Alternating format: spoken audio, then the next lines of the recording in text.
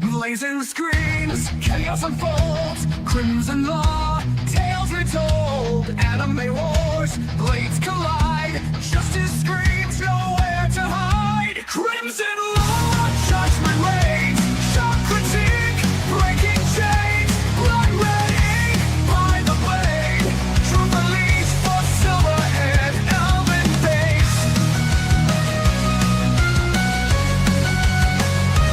Elven face. Neon skies, warriors clash, pixel worlds, honor smashed, battle cries, vengeance near, crimson's wrath, all self-fear. Thunder roars the verdict grim, mechs explode, lights grow dim, blood lies torn, broken dreams, crimson law, silencing screams. As heroes fall and villains rise, shattered dreams and severed ties, stand and fight, the time is nigh, rising up to do what's right. Crimson law, judgment reigns, shock critique, breaking chains, blood red ink, by the blade, truth unleashed for silverhead, elven babes.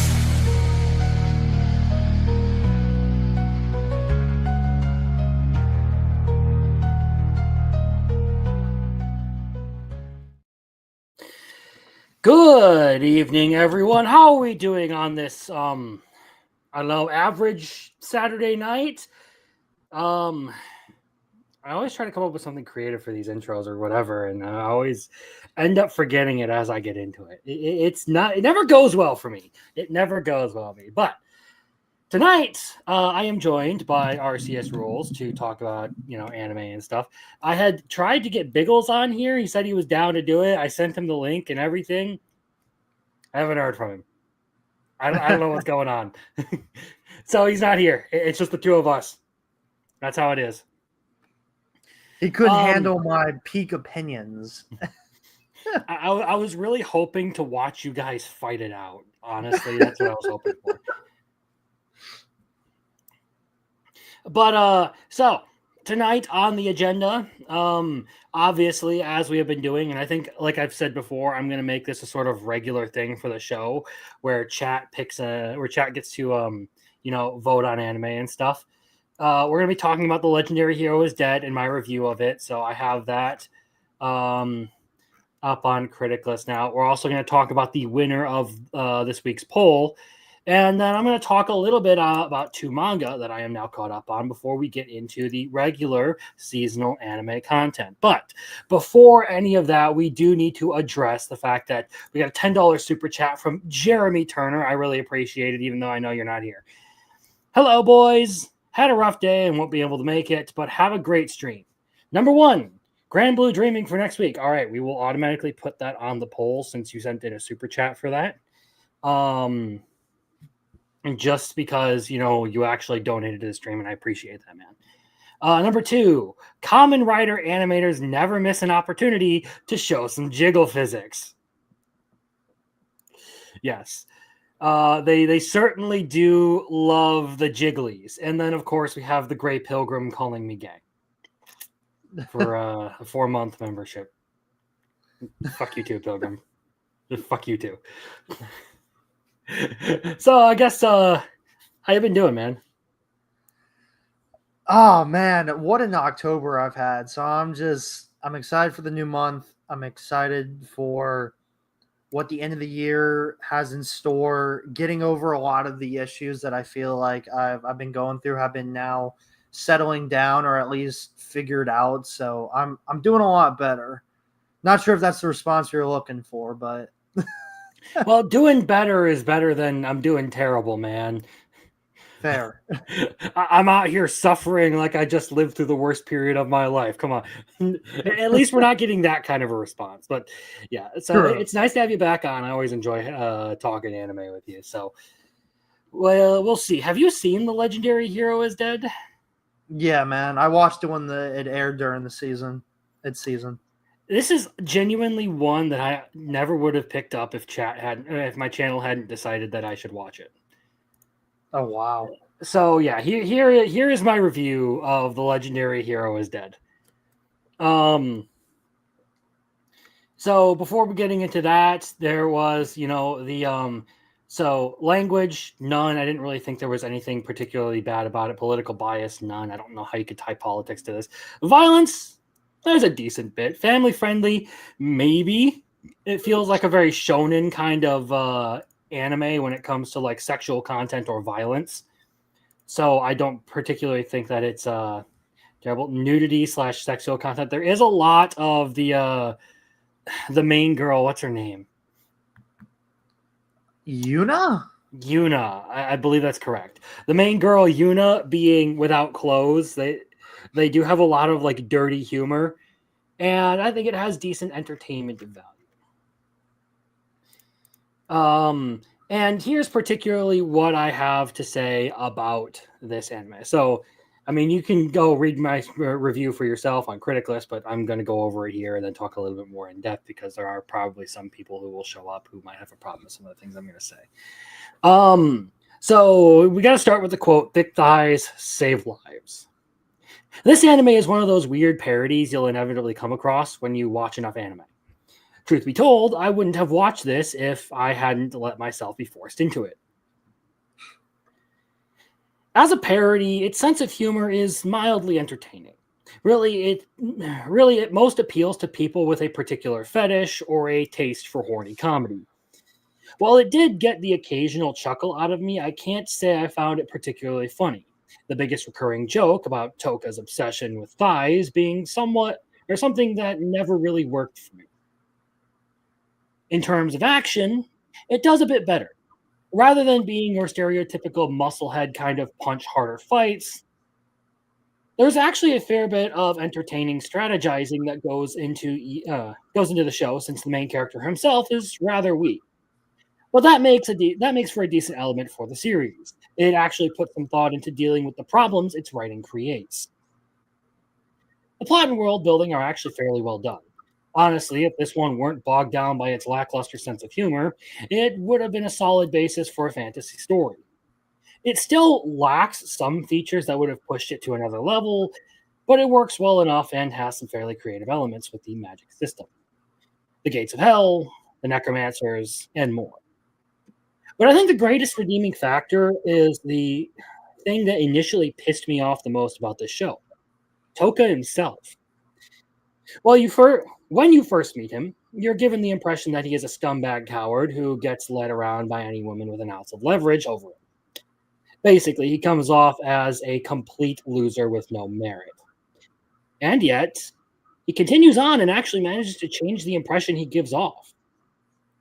By the end of the story, he's actually a respectable hero with a few degenerate inclinations rather than a twat obsessed with radishes. Going from a groveling loser to an actual hero like that made the show actually have some standout qualities. All that said, I do think this one is bogged down by its parody qualities and humor. Even for as much as I surprisingly enjoyed its positive qualities, it was still something that I would only have ever watched if my arm was twisted into doing so. So all of that said, to be a little bit more specific in my review, I really enjoyed the character arc that Toka goes through across this anime. I thought it was particularly interesting to see him go from someone who is like this, weak dude who relies on like traps and scheming and all that stuff, and then gets into more of like I don't want to say proper heroism because he's still kind of a schemer by the end of the series. But at the very least, it feels like his motivations shift solely from perving out over Yuna's thighs to I actually care about this chick and I want the best for her. Yeah. It does have a lot of creative elements. Like I said, I thought what they did with like the necromancers, the gates of hell, the enemies in this series with like the devils and all that, I thought that was cool, especially considering they just straight up made them evil monsters that want to eat people, and there's nothing like there's no particular gray area in there. It's just like we have evil entity, go kick their butts. Yeah. But again, this is definitely for the thigh lovers, I would think. And I don't particularly fit into that kind. I do appreciate some of like the ecchi qualities to it, but I don't think it was particularly like the amazing series that like it kept getting propped up to me to be. Any thoughts on it yourself, Arceus? I mean, I think you explained it pretty well. I gave this series like a 7 out of 10. I mean, I personally would probably say like a 6.5, maybe, in my opinion. I think I enjoyed it more towards the end of the series. I think just like how you said that there was more potential and there was like more routes to be explored in this world and more characters to dive into. So I think pretty much you and I agree with it. Yeah, the first episode pissed me off. I watched it Sunday, and I literally did not touch the series for the entire week until today after I'd finished up all my other anime, because I was like, I think I'm going to hate this one. Surprisingly, though, it was better than I expected. It went from like a 3 to like I don't know, maybe a 5.5 for me. Like, it really all that centers around just Toka being a better character by the end of the show. Yeah. And definitely redeeming himself in spite of the fact that he's still he is still a stereotypical dude. He knows what he wants. Yeah. That said, though, did I stop sharing that? Whoops, I didn't mean to do that. We got to talk a little bit about the poll for this week's anime. So to those of you listening, I would hope you would have your suggestions ready and everything for later in the night. But here is where we ended up getting to this week. So by a margin, or with more than half the vote in and of itself, Spice and Wolf won at 52%. Nice.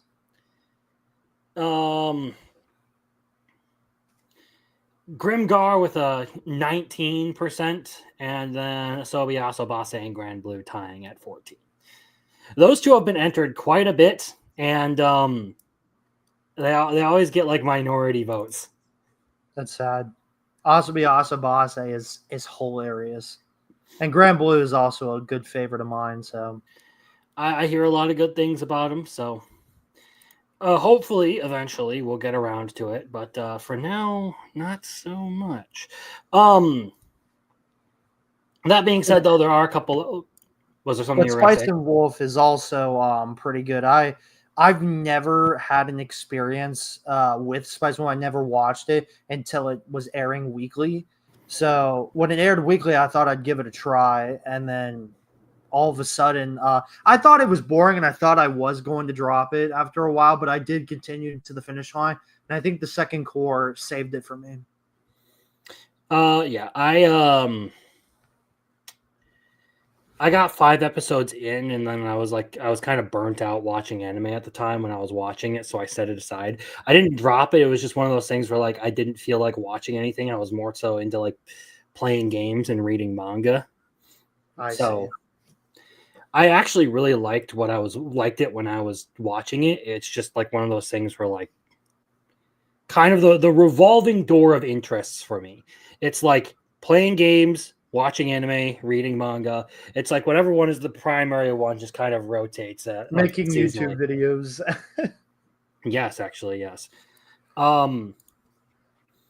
But again, that said, that takes us over to a couple of the manga that I am going to talk about here that I've caught up on. So, after quite a while, I have finally caught up on Senchuria.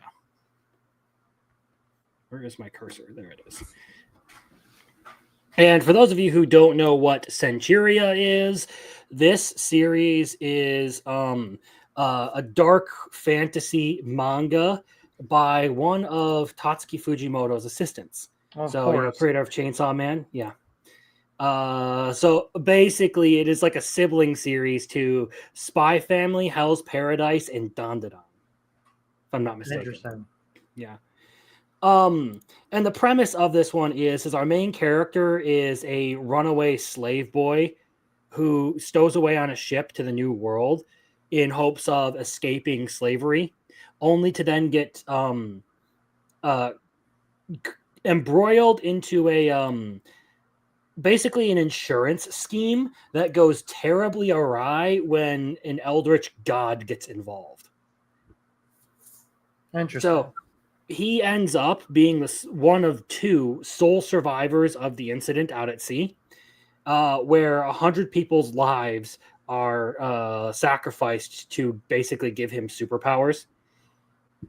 And he is not, and one of those people who sacrifice themselves is the mother of the child he is carrying. Oh, okay.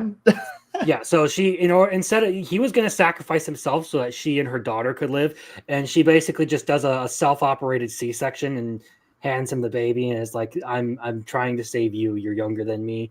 I hope you live a good life. Take care of my daughter. So that's his whole thing now, is he has a gift, as it's called, where he has 100 lives and all of the physical abilities of 100 people combined. So he regenerates 100 times faster. He's 100 times stronger. And Wow. if he is killed, he can just come back to life 100 times. What's the series called? Centuria? Yeah, Centuria.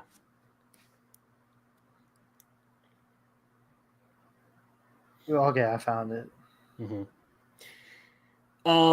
Personally, I really like it. It's a bit dark, and the story can be a little bit a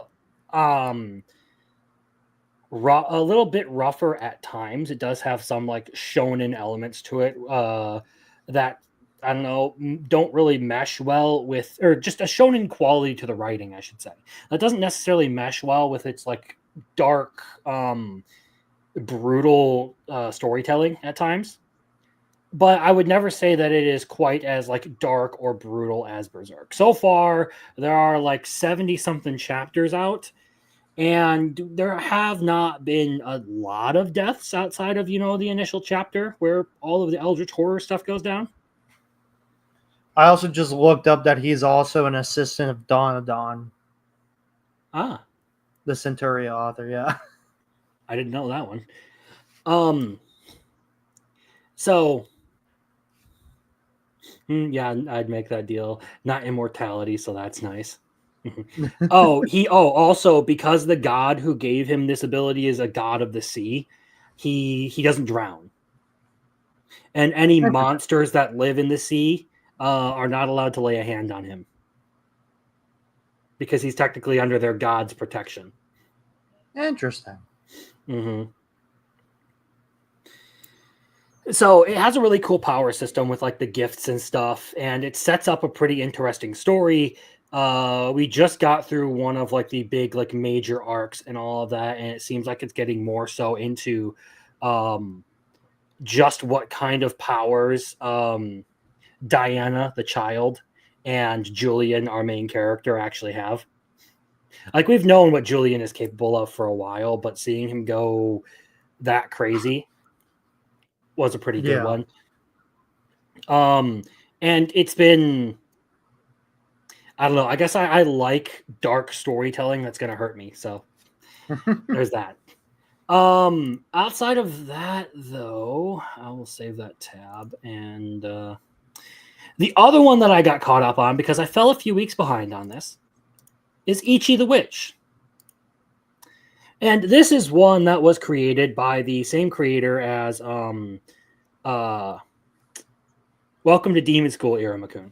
So when that ended, he decided to move on to this. And this is another one that I think this is probably like my number one, like most anticipated anime adaptation for like manga that have not gotten an adaptation announced, I should say. Oh, wow. It's pretty good. I like it. It's very entertaining. Now, one of the big like things that like has caused controversy for this one is the sort of like Zoomer speech you get out of the English version of the manga. But and I don't particularly agree with the people who say it's better, it adds personality. But it's there in the way it's written in Japanese. It's in the English, it's very similar to the way it's written in Japanese. So it's not a localization issue. It is a writing. It is part of the writing. Okay. However, this one again, I think has a very interesting premise and a very like well set up power system. So, the premise is that our main character here, Ichi, so this is a world where only women have the ability to wield magic, and he is the first man to ever possess the ability to use magic, particularly because he's able to capture one of the magic spirits called the King Magic, Uroro, and that somehow is like the key to him being able to cast magic and capture other magics and learn their spells and all that. So, like, rather than people being taught magic and everything, the witches in this series actually have to go out and capture magic spirits that represent like a concept or whatever that have their own singular spell. Interesting. Mm-hmm. I think this one's very well done. The storytelling and animation, or not animation, and art style for it have been pretty good. I've liked the powers and everything, and particularly now that we are in the whole like time magic arc, that has opened up some very interesting concepts that we're now playing with. But I think it's got a good cast of characters. I like the plot, like I said, and I genuinely do recommend giving this one at least a shot. And that is pretty much all as far as like manga and stuff goes. I guess that brings us right along to talking about this week's anime. So far, I'm glad that the new browser is working well, because it means I don't have any ads on this thing anymore. I finally, at the insistence of Muffler Tape, have switched over to using Brave, so I don't get ads on the tier list anymore. So That's great. to any who have been here, you will know that this is where we left off as of last week. My personal tier list, and we'll work our way down. I know you don't like this first one. May I ask for one final thing? Yeah. I still haven't tried episode 4 or whatever you told me, so I know nothing. To be fair, I will say this. Right now, it's been a minor point in the series. Sorry, I saw something there and I thought I needed to check it really quick. But it's nothing. But it is kind of like confirmed at this point that there is an isekai character in the cast, and they are not the main character. Okay. So it takes on a very interesting approach to the whole isekai thing, where unlike with Overlord, where you do have a villain who is isekai'd, but he's not the antagonist of the show. This one, you literally have the villain and antagonist is the isekai character. Interesting. Mm-hmm. So you have people of this world dealing with some isekai asshole. Okay. I guess just in my opinion, I can't really say much on it besides of what I've told you. I watched both episodes when they first came out, and I just personally, maybe it's just a me problem, but I just didn't really find her beating up people really funny to me. I guess I didn't really care where the story or characters were really going. I guess I don't know. I didn't really get much out of it, but that's just me. I guess I understand that. It not everything's going to be for everyone. It's just like this one personally, I really, really do enjoy it. I find it like very entertaining to watch Scarlet just go around beating people up, and the entertaining part of that is just her brother constantly sitting there like, "Oh God, what did you do this time? What did you do this time?" Do you think getting to that episode 4 plot twist kind of could potentially be a deviation of opinions in your perspective? The thing is, that really hasn't like. I like the plot twist there. I like that is, something that has that they've thrown in there. But I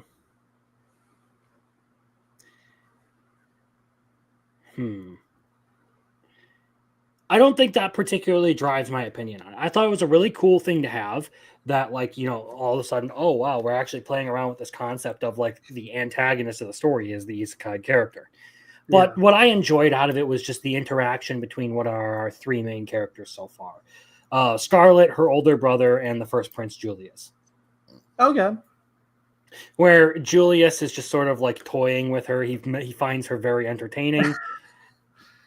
Yeah, and I gotta admit that is pretty funny. At least the moments that I saw. I'm sure there's more moments and more absurdity, but yeah. But I'm happy you're enjoying it, man. Well, I personally liked the storytelling. So to briefly get into what happens in this episode, so we can move on. So they're setting up this whole thing with like the Dianism, the whole like conflict between the two churches. So the one that like Terranetza is involved with, as opposed to the primary religion of the region, which is the one that they are getting into now with the Saint Diana stuff. And the girl who has lost her ability to use magic and all that, but is still playing, the ceremonial role.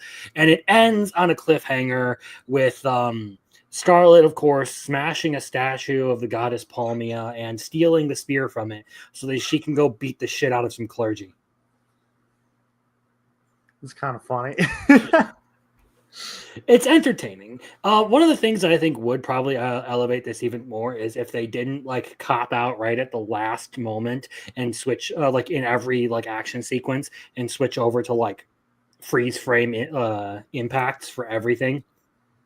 So if they actually had some follow through to her punching people, it would probably look better.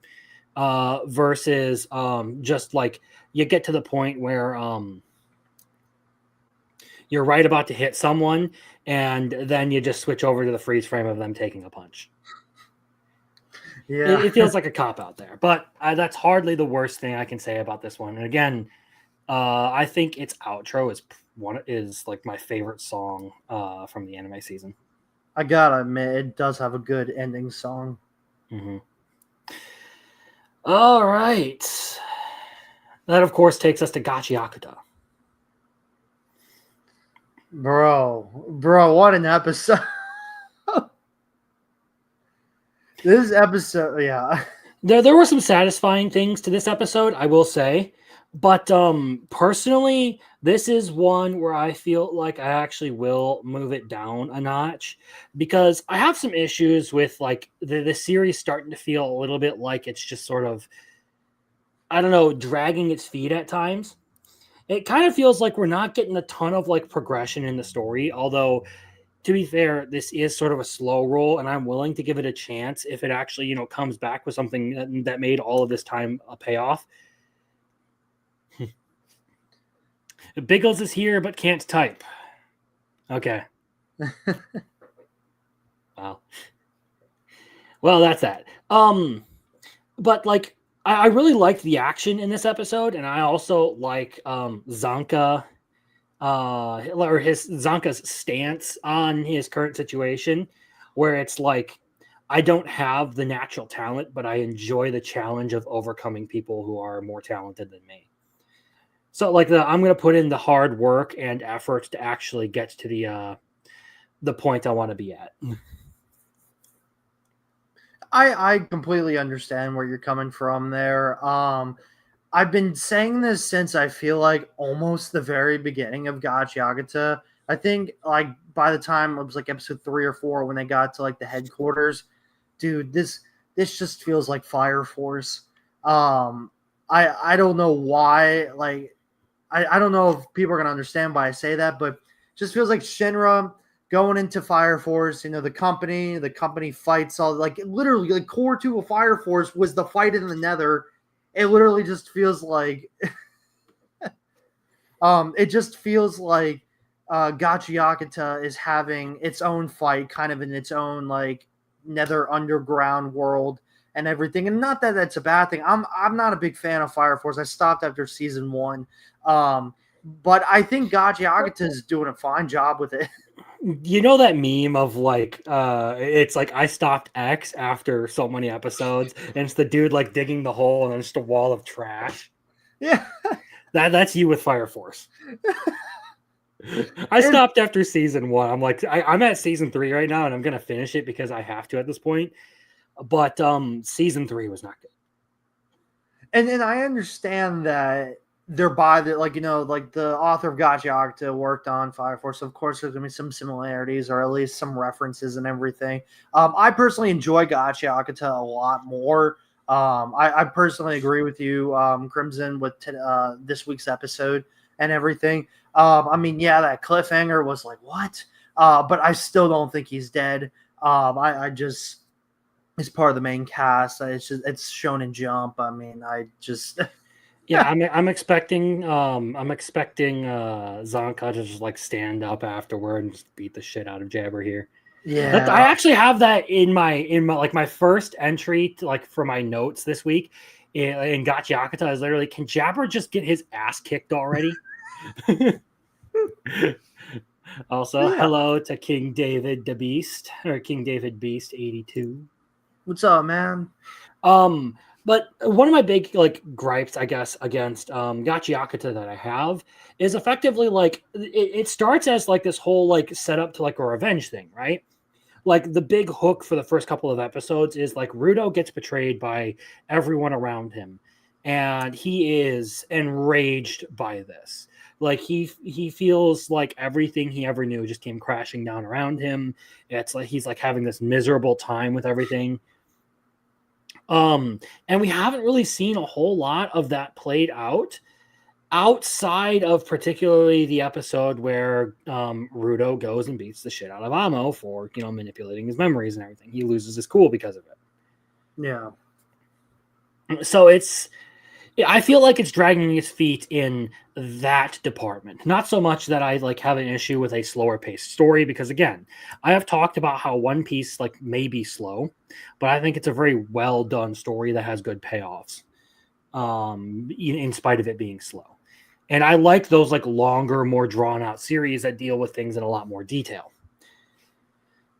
But with Gachiakata, I feel like it's not just that. It kind of like has stepped away from like the big like hook that it had at the beginning. Yeah. So it moved down. Hopefully we'll get some good stuff next week, and maybe we'll, move it back up. For now, I think I am genuinely enjoying I can close that tab. I'm genuinely enjoying Ranma, and may I ask for one final thing, more than Gachiakata. It's just my personal opinion on it. And since we're on the topic, have you been watching Ranma? Yeah, I watch Rama. I watch it with Brittany. She's a huge fan of Rumiko Takahashi's works. Yeah, I you see, when it comes to Rama, I really enjoyed season 1. I think season 2 is having its fair share of good and bad episodes, at least in my opinion. I didn't like last week's episode, but today's episode, I was dying laughing. I just think same. But the thing with like last week's episode for me, sorry to interrupt you, Yeah. was that the whole like stuck as a girl arc was starting to annoy me. I thought it dragged on for a little too long. Yes, I was literally complaining to people about that. Like, I do not like Rama as a girl. That's just my personal preference. I don't mind Ranma as a girl, but I don't like it when that is the only thing that's there. Like when you're spending almost the entire like 3 episodes with Ranma stuck as a girl, that was what upset me. But we do get male and female Ranma in this, so I really enjoyed this. I thought it was a very like this This is one of the few anime this season that actually has me like sitting there laughing out loud, like audibly for the whole house to hear. You like this? Yeah, I know it's on your plan to watch list, but dude, you're gonna like Urusei Yatsura, man. Because they are so similar, but I think I just like Urusei Yatsura way more than Rama. Maybe because it was the first thing I watched versus Rama, and they're pretty similar. But if you like today's episode, that's just Urusei Yatsura. It's a bunch of characters, it's insane scenarios, and it makes you die laughing. Perhaps, and eventually I may get around to Urusei Yatsura. If I have another chance, I'll probably end up throwing Urusei Yatsura on the poll, and we'll see. We'll see And how that may be goes. my choice today. We'll see. Yeah, I mean, since you're on the panel, you might as well have a choice, you know. Anyway, so like the whole delivery battle, I thought that was funny. And meanwhile, while that's going on, Kuno's whole love dilemma, where he's like one-sidedly in love with these girls and like projecting that onto them, like he's in love with female Ranma. Oh, my pigtail girls, my pigtail girl. He's got photos plastered all over the place, and like every time he does it, they just beat the shit out of him. They just send him flying. That part had me laughing pretty good. And I do think that I particularly enjoyed this because it went back to what has made this show so enjoyable for me for so long. And for this right here, there's actually a funny story. So me, I'm an OG fan of OG Ranma half anime. Watched over 100 episodes back in 2012. So I actually got flack from someone in a private Twitter group not too long ago for having Ranma in the Ranma remake in my must-watch list. The person basically came at it with like a very judgmental attitude and kind of came off as like, how dare you support censorship and remakes? And I'm just like, I'm not saying that this is. I probably handled it wrong because it was late at night, and I almost I almost got in a huge fight with this person because of how some of the things that they said came off to me. But in the end of the day, it's like, I'm not saying that this is automatically better than the original or that you shouldn't go watch the original. I personally haven't watched the original, so I can't judge as to whether I think this one is better or worse. When it comes to the censorship stuff, like, I don't like it, but it is not like a deal breaker to me the way it is to a lot of people. Yeah. Like with the My Dress Up Darling stuff, I was kind of disappointed that they didn't go all the way with it, but it's fine. I still enjoyed that season. I still enjoyed it. I don't have a problem with that.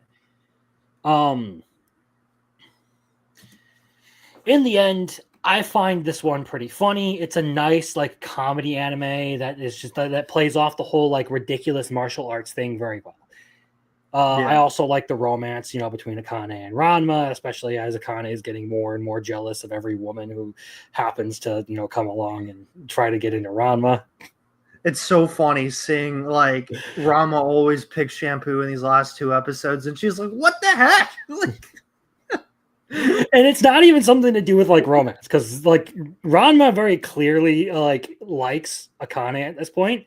Yeah. And like he's doing everything he can to get along with her, but circumstances just keep forcing him to make the wrong decision every time. Yeah.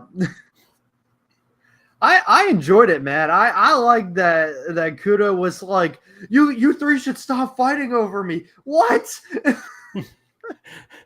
Please stop fighting over me, ladies. They just kick him. Just Shampoo is casually involved. He's never met Shampoo in his life.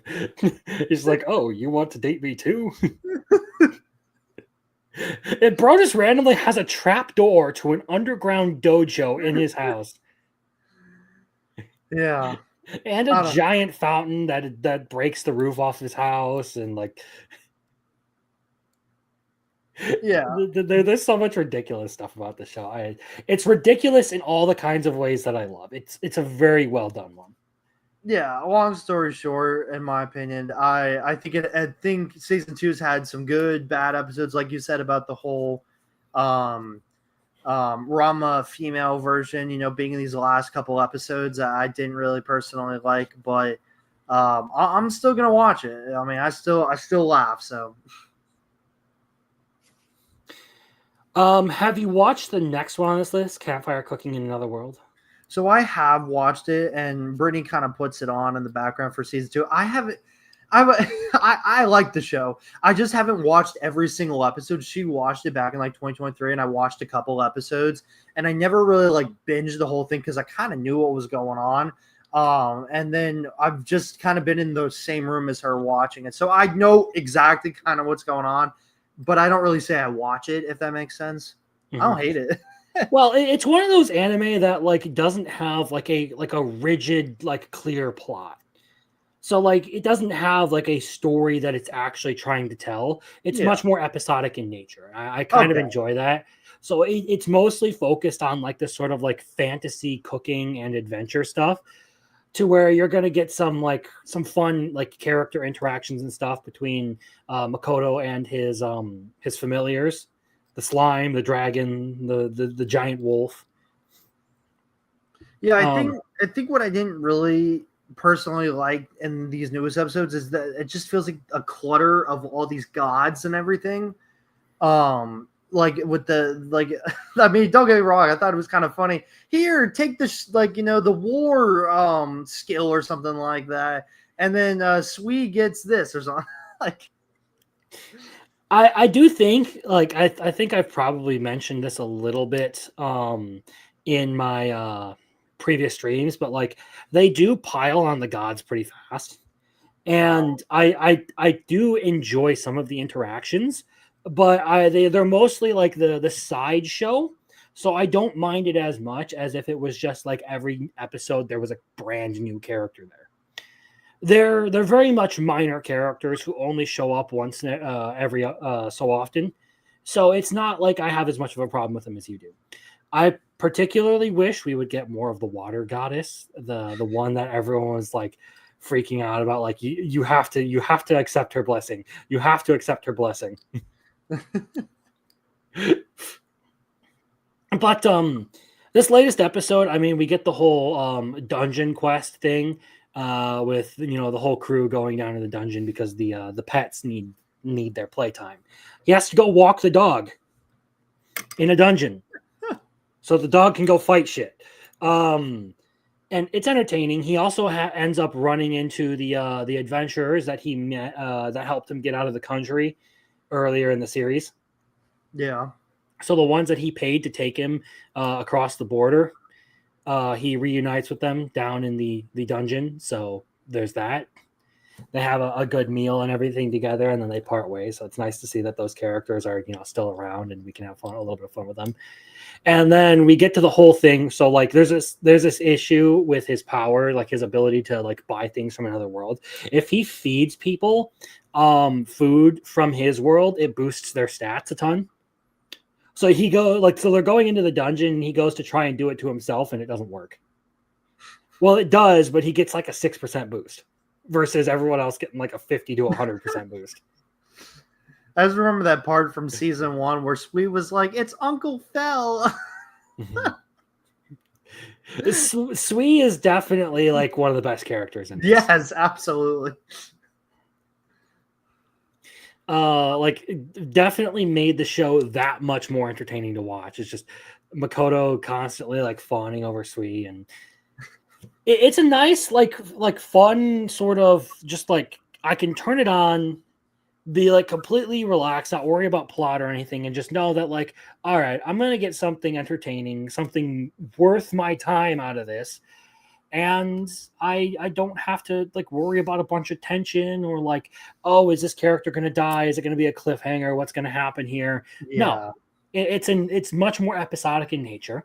It's going to show me some good animation for cooking and everything. We'll get some interesting character interactions where everyone tries to get Makoto to do something, and then Sui begs him to do it, and he does it. Yeah, and it makes me hungry, so I'll be eating a snack during it or something. Right? They genuinely do a really good job of making the food seem very appealing in this one. versus like Delicious in Dungeon, where like I didn't particularly care about the food they were prepping. Like Yeah. this one genuinely makes me like want whatever food that he's prepping. Oh yeah, I agree. All right. So then we have Isekai Quartet. Are you up to date on Isekai Quartet or? Yeah. Oh, I absolutely love this series. It's been I love that it is very accurate with like the character portrayals. Like Oh it, yeah. it is very on the money with its character portrayals. It always makes me want to know, like, if they do a season 4, is Rudy going to be there, or is like some dude? I need Rudy there. I need him there with Cosma and Subaru. I just need. Rudy, Kazuma, and Subaru would basically be like three idiots together. They're just like they're all just being weirdos in the corner, you know. But I mean, this episode we have Sid showing off and everything, and like Tanya is the only person who is taking Sid seriously. Meanwhile, Kazuma, Ainz, and Silver are all like, this just sounds like he's just trying to act cool. Exactly. Like Kazuma is like right on the money with his assessment. Like maybe he just wants to show off. Maybe he just wants to sound cool.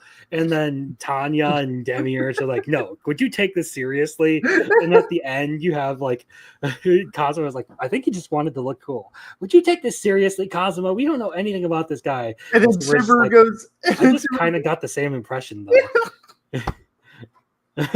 And Ainz just looks at him. He's like, yeah, me too. Exactly. So funny, man. So funny. It's brilliant how many people are just calling Shadow out for his bullshit. And then of course we have the whole like flower garden joke where they're all like, we're not going to do this with magic. And then of course Kazuma and Otto decide to use their magic. Oh, it was so funny, man. I've been having this theory since I saw the first opening or the theme song to season 3. Dude, I'm going to die laughing, man. If Sid is like this antagonist, of this world, he was like called to this world basically, and he's like, what? All these other like, oh, I got to defeat them with Shadow Guard? Oh, bring it on. Like that would be awesome. I don't think they're allowed to fight though. That's the thing. No, I don't think so. But people would be like, man, who is this guy? Like, is he a threat? Do we have to fight him? Oh, we can't fight. Well, then who's going to stop him? I think him pissing off Megumin was probably the funniest thing. He steals her explosion and turns it into fireworks. She gets all upset over it. He stole my train. Yeah, this is definitely one I gotta move up to the top here. Like I've been really enjoying. Have you seen the movie of it? I actually didn't watch the movie, so I definitely I don't know if it's supposed to be like canon to like the continuity of the Isekai Quartet or if it's super important or anything. I mean, it's not okay. As someone that did watch the movie, because I thought I would need to watch it before season 3. It's not really canon at all. I guess it's kind of like a side story adventure, but it does kind of tell you that, like, because at the end of or at the beginning of the movie, they get teleported to this other world basically, and then they kind of get teleported back, and then there's like a cliffhanger at the end of the movie, basically being like there's all these ReZero casts that are in the new season or Overlord cast and everything. So that's how they got there, and it wasn't just like randomly brought in season 3 and not addressed. But you're right. I mean, it's kind of a spin-off, I guess, or like a side story.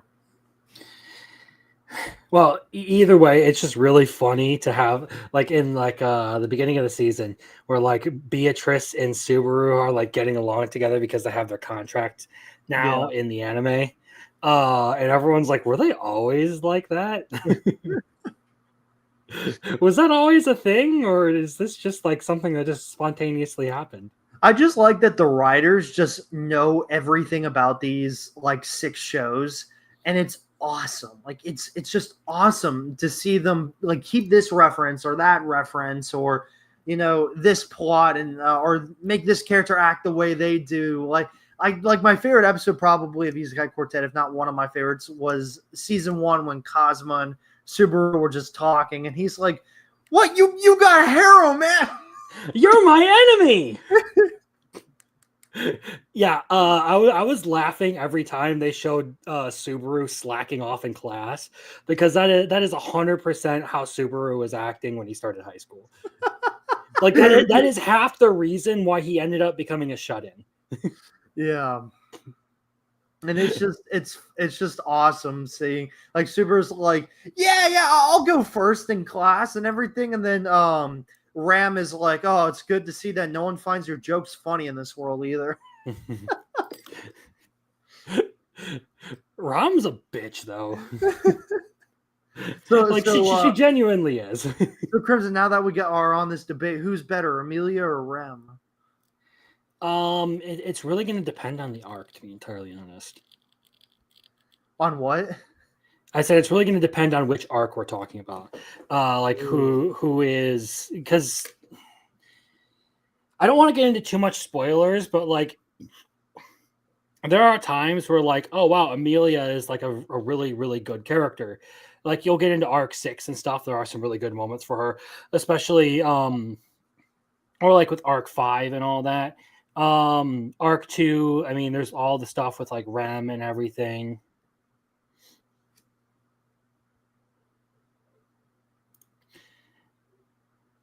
Yeah, you can join in.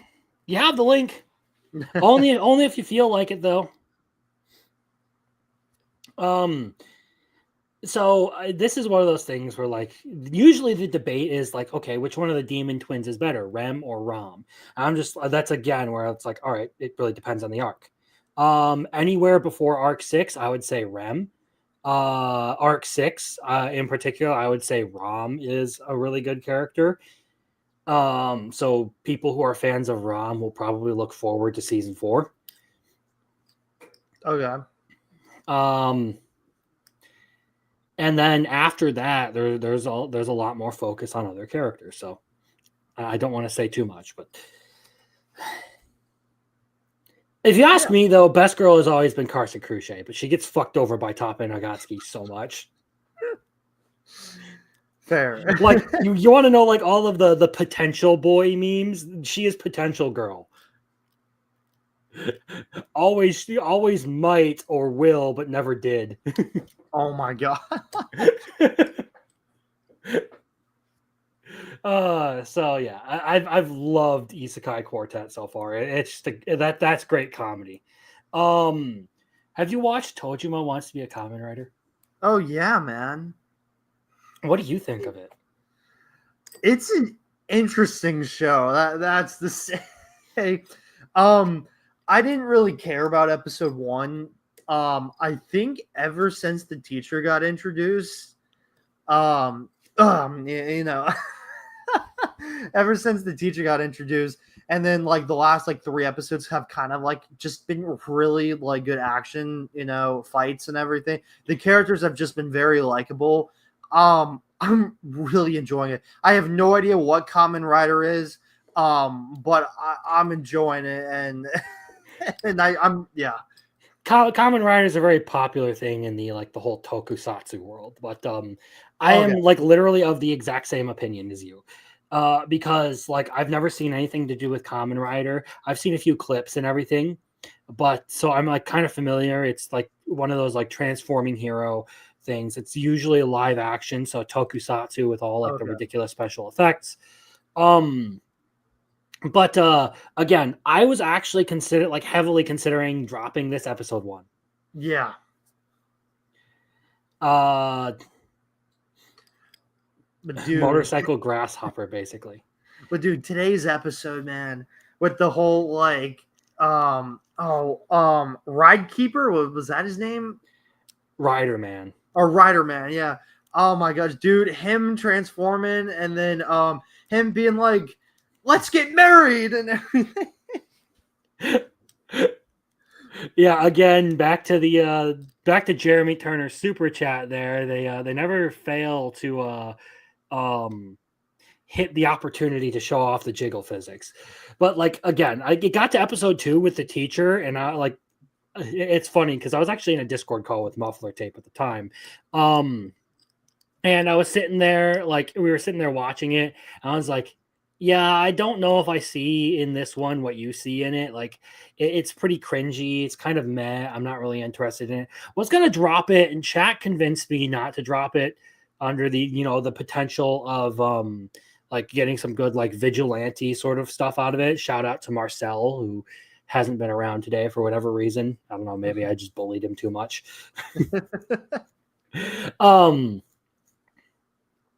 But as it's gone on, I've actually been really enjoying this one. Like the latest parts, it's just like it's so like ridiculous cringe at times that I can't help but just laugh at how fucking funny it is.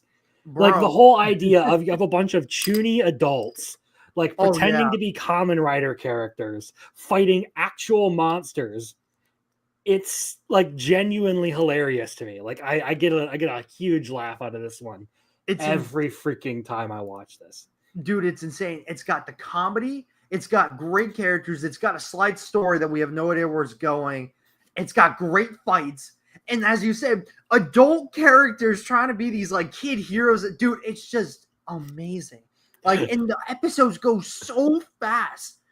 Like I'm like, bro, 2 minutes left. Like, oh my gosh, it goes so fast every week. This is one where like a lot of the times, like over the course of this season, I have been like less and less inclined to watch things. But as it's gone on, like I've been more and more inclined to watch Tojima Wants to Be a Kamen Rider, because I'm just like, all right, this shit's ridiculous. I gotta know what happens next. I gotta know what happens next. Oh yeah.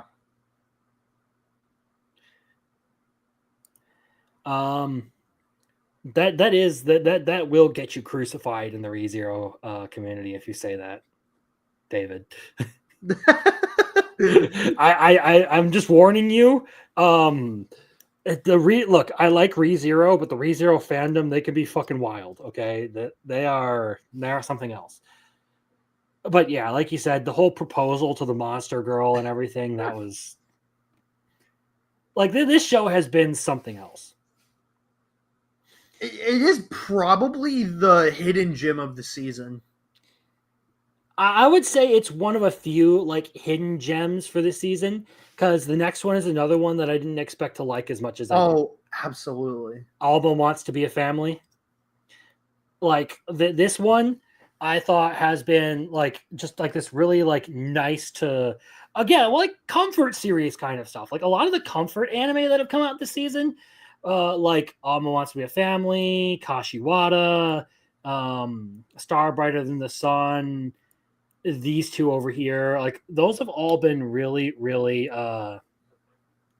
good. But this one in particular I've really liked, because like you have these like two like scientists who are out here like trying to make the ultimate robotic humanoid weapon, and they just create this cute little girl because they're both in love with each other. And now they have their excuse to play family. Dude, I had no idea that almost stood for something.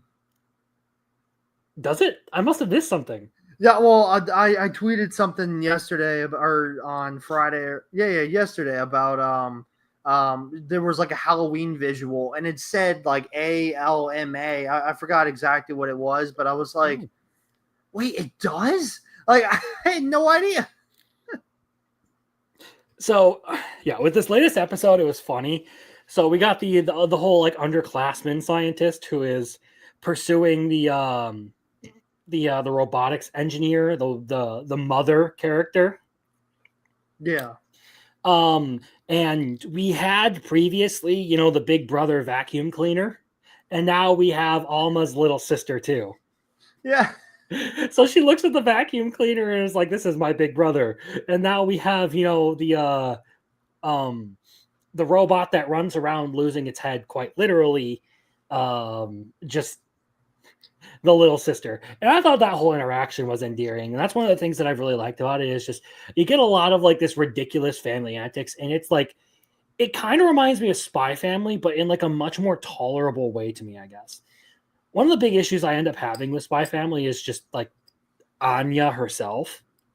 With this though, like I like all of the characters. Like it focuses very heavily on Alma, and I guess I'm just more so like inclined more towards like the Kudere characters, Yeah. like AI Nano from 100 Girlfriends. Season Yeah. 3, season 3. I'm so excited for that, man. You have no idea. Yeah, it's so funny. I was literally having a conversation before we hopped on with Brittany, and I was telling her, I'm like, bro, both you and Crimson post and talk to me about 100 Girlfriends so much, like whether it's on the line or in person or when we're on call, and I'm just like, dude. Like I get it's a fan favorite. I like it too. Don't worry, but like, man, you are just like really not helping yourself. Me like enjoying it as much as you guys are.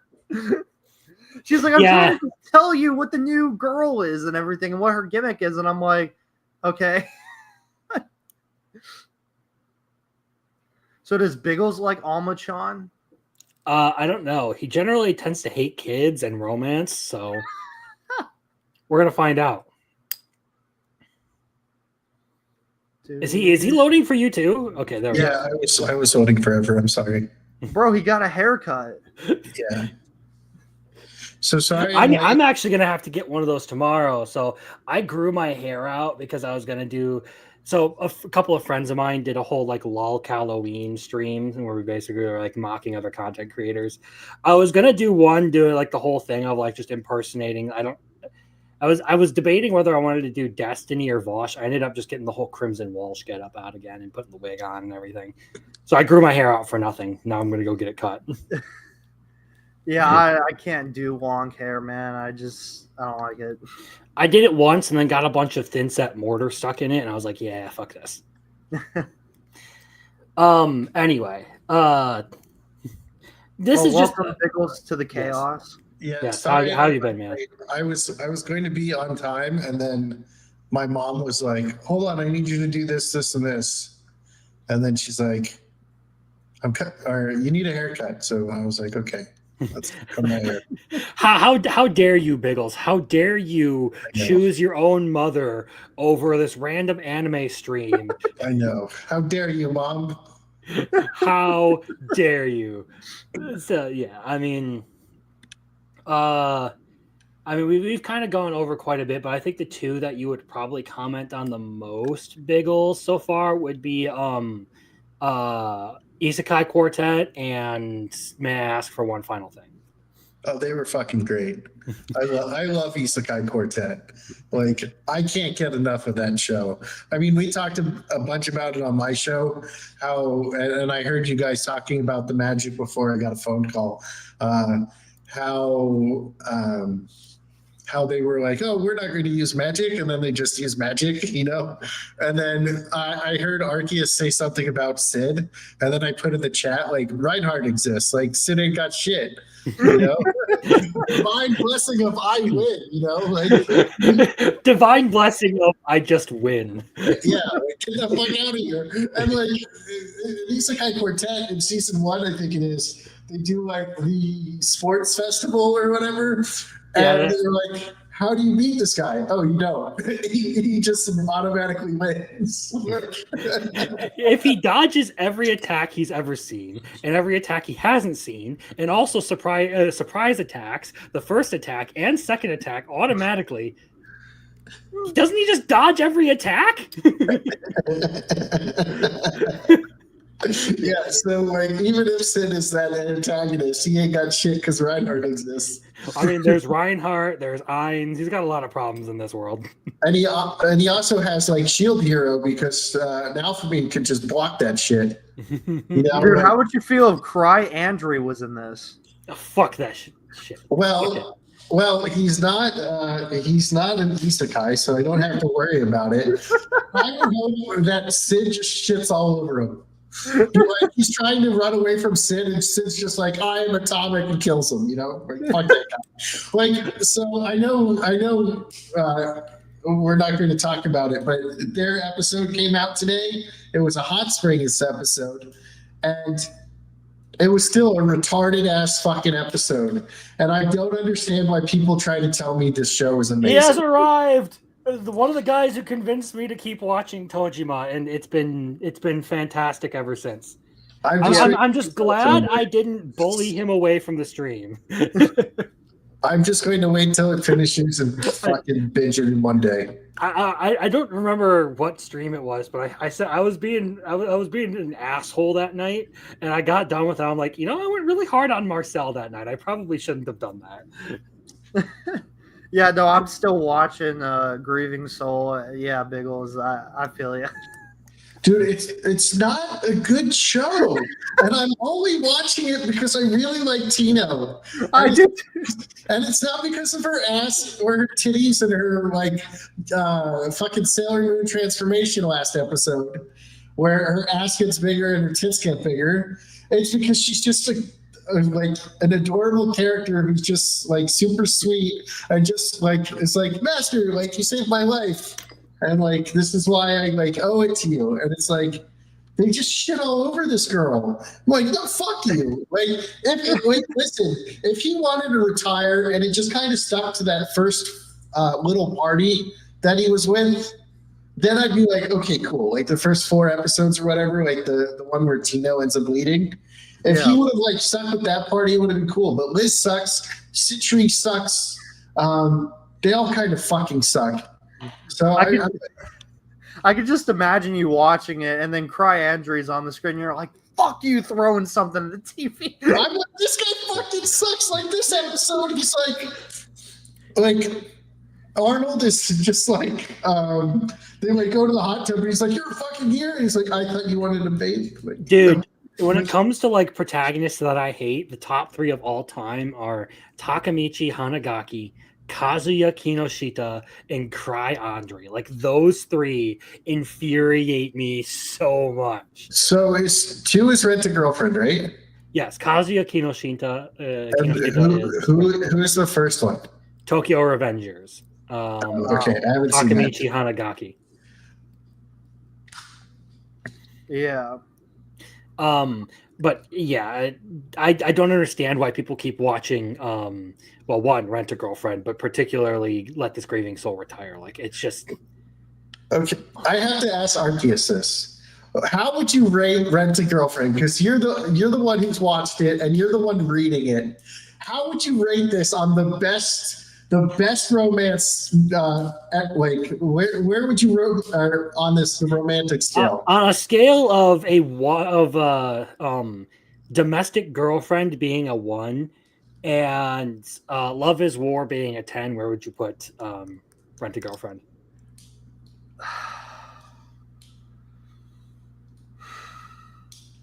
Somewhere between a 4 and a 5. Okay, right? So Arceus is the one who's watched it all. Hinckley is now telling me it is like the second greatest romance anime, and he couldn't wait, so he started reading the manga, right?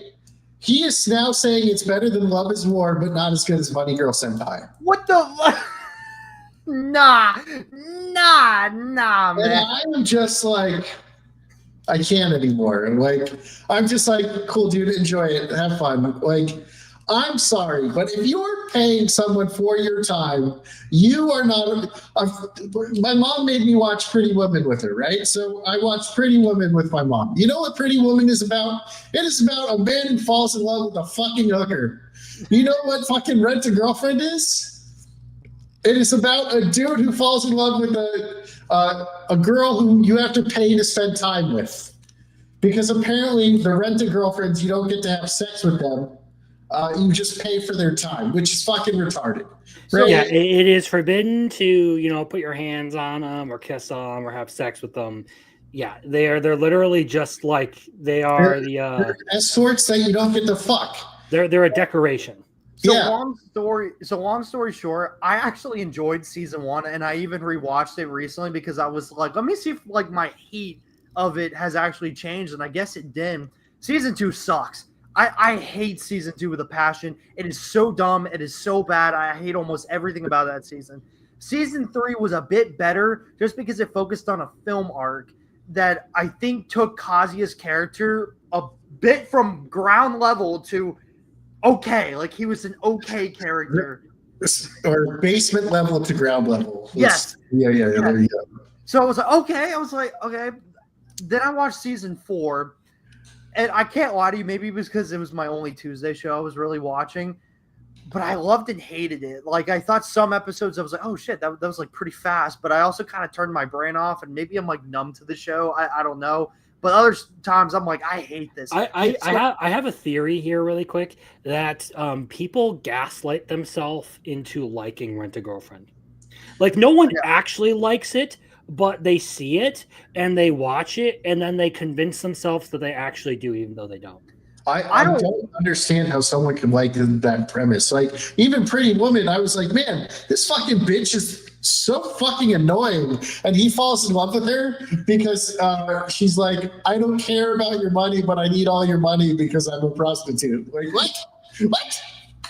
So then I was like, okay, I think I'll watch the first episode of season 4, because that's where the cock scene is gonna happen, and I'm like, I gotta see that anime.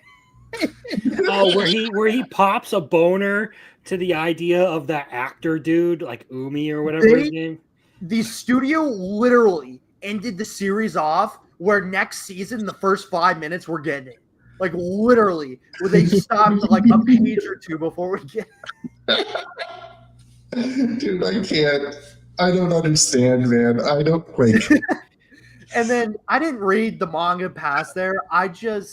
I started looking at a couple chapters ever since Chibi kind of posted reviews of like, oh my god, they're gonna confess like 370 or 380 or something. So then I was like, I've been reading like the newest chapters weekly or skimming through it at the very least, and what it's looking like is Kazuya's now looks like the main dude, the author of Rent a Girlfriend now, and they're making him get a driver's license. He like can see Chizuru now, like he can see his family without Chizuru. He's like, Chizuru's nothing to me. Like, he's like grown to this like adult stage ever since he cut his hair, dyed it back, like he's like, yeah, he dresses well now. He's like, I'm gonna get my driver's license. I'm gonna go on a date with Chizuru on the 11th of July and everything. And it looks like they're actually going to date, but I don't know.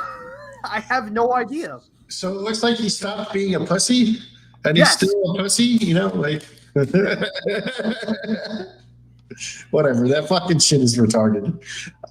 Sorry for derailing it, Crimson, but I had to ask someone who fucking actually still watching it and reading that shit. It is fine. We are here to entertain the chat. We are here for everyone to have a good time. So I don't know what that hot take is, man, of thinking it's better than Love is War. Nah. I was about to say, if you're talking like, I think Love is War is probably like one of the best, if not the best, like romance anime out there. Just my opinion. You put that fucking steaming pile of trash Rent a Girlfriend anywhere close to there, I'm gonna throat punch you in Minecraft. But we'll move on to some of the anime that are actually going on. And we'll talk about Sanda. I dropped it. You dropped it. I dropped it, but I saw the scene where she's like, I want to bang you. I was like, oh yeah, where she went through like a like overnight puberty and her tits got huge. Oh, that was okay. So let me be clear here. When I saw this anime, I was really hoping we would get like a bunch of like really fun like Santa shenanigans out of it. Like, we're just gonna watch this dude who transforms into Santa do like a bunch of like ridiculous Santa hijinks. Yeah. What instead I got out of it was kind of like this sort of weird, like, I don't know, preteen drama sort of thing where you have a bunch of kids, like, and I get like the storytelling of it where you have a bunch of kids like trying to figure out like how to go about life in this sort of oppressive society. And that could work as a series, but I don't think it works with Santa Claus. Yeah. Seriously. This is one of those ones where like I genuinely have enjoyed it less and less as time has gone on. So that's how I want to put that. Yeah, I dropped it. I was like, I don't give a fuck. Okay. I'm like, out of here. Like the whole thing with like the teacher and everything. Like I was ranting last week about like, why does the teacher just let this guy go? why does he, like, he knows who the kid is, and like you get a little bit of an explanation for it, but it's just not a convincing argument in this episode. And then of course Sonda doesn't have the ability to transform anymore, or at least temporarily. He can't transform. He's just a normal dude now. And like really the craziest thing was the whole lesbian thing that happens here, where you have Fuyumura and Ono. I forget what her actual name is. It's like Ono or Ona or something like that. Going through the whole thing where like Ona literally goes and passes out and wakes up the next day like she's gone through puberty. Like, what the fuck? Yeah. And dude, his fiance. I knew when that man went outside, I was like, oh my God, they're pushing her because he's getting close to that other girl and everything like that. And she's like, you know what? Now I'm interested in you.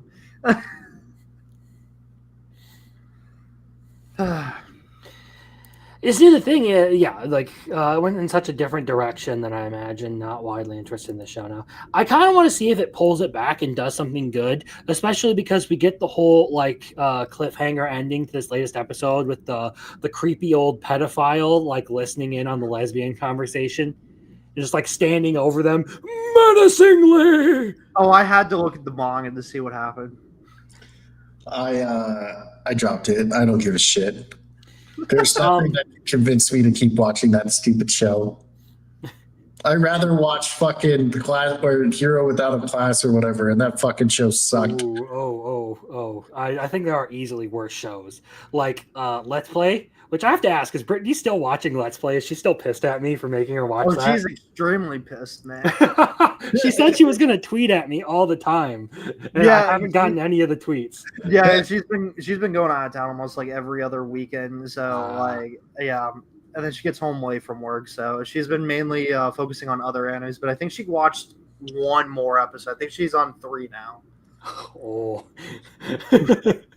And I don't regret it. I find it absolutely hilarious. She's here. She's listening.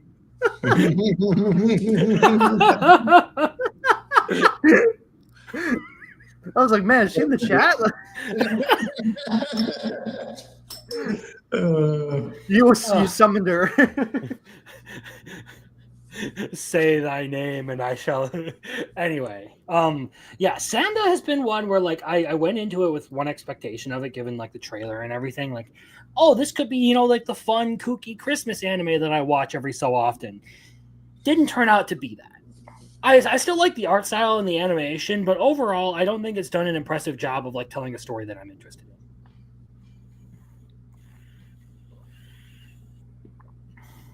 in. Yeah, I dropped it. I don't give a fuck.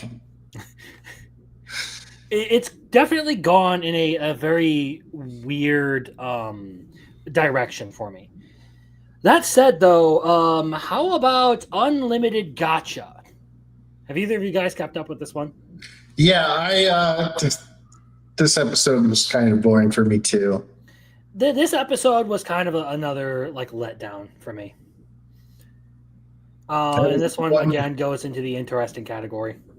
It had one good episode. She says it's weird, Crimson. Let's Play is weird. I gotta hear about this. I've gotta hear about this. Because I don't want to watch it. I want someone else to suffer and watch it and then tell me what the hell happens in the most comedic way possible. Please explain this shit to me. I can do that. You just have to pay me, like I will suffer for money, okay? Unless it's Rent a Girlfriend, then you got to give me $1,000. Actually, you have to give me the same amount of money that fucking bitch gave, what's her name? Yeah. $250,000 or whatever it was. No, it was $500,000. I'll make a tweet later just for you. So, with Unlimited Gacha, this latest episode was like a pretty, I don't know. I don't want to say it's a pretty big letdown, but I wasn't as into it as I had been. Like, it is kind of disappointing that like we get the revenge episode pretty early on with the wolf guy getting stomped and all that, And then after that, it's just kind of going into like your standard sort of like dungeon crawling stuff. And you can kind of predict how this whole thing is going to play out in the next episode. Well, he did say he was going to look for the elf girl next. But we did have that other elf dude who, why the fuck do we even need him? So they're going to be experimenting on humans. But it's like, I don't give a fuck about that. They just killed the guys that are like, hey, we need you because, you showed that humans are good too. Right. And then now they're all dead. Right. Like, well, yeah, there's that. And there's also the party that the main character is making friends with. They're probably going to, I would Be the imagine next that ones most of them attacked. are about to get wiped out. yeah. And then he's going to get revenge on that elf dude. I think the only person who's going to survive is the girl that he gave the wish bracelet to. Yeah, because she'll probably wish that he was there to save them, and then he shows up and saves them, whatever. So who knows? But yeah, I'll watch the next episode, but fucking, I don't give a shit. This is getting boring. It kind of is really hard to give a shit about it at this point. Like, I found it mildly entertaining, like the transition from like episode, like 2 and 3 were good. I really liked those. I should say, yeah, it would be 2 and 3. So like the one where we get like the weird time skips and everything, I was okay with those. And then we stepped back from the whole revenge thing. I was like, why the fuck? What? Come on, really? Well, like the only character I like. Can we the please one see the Arceus wolf hates. get skinned alive, please? The character that the chats have named Female Biggles. The only character I like because she is also retarded like me. And Arceus is like, I hate that bitch. Why does she have to talk? And I was like, oh, is this how he feels when I talk?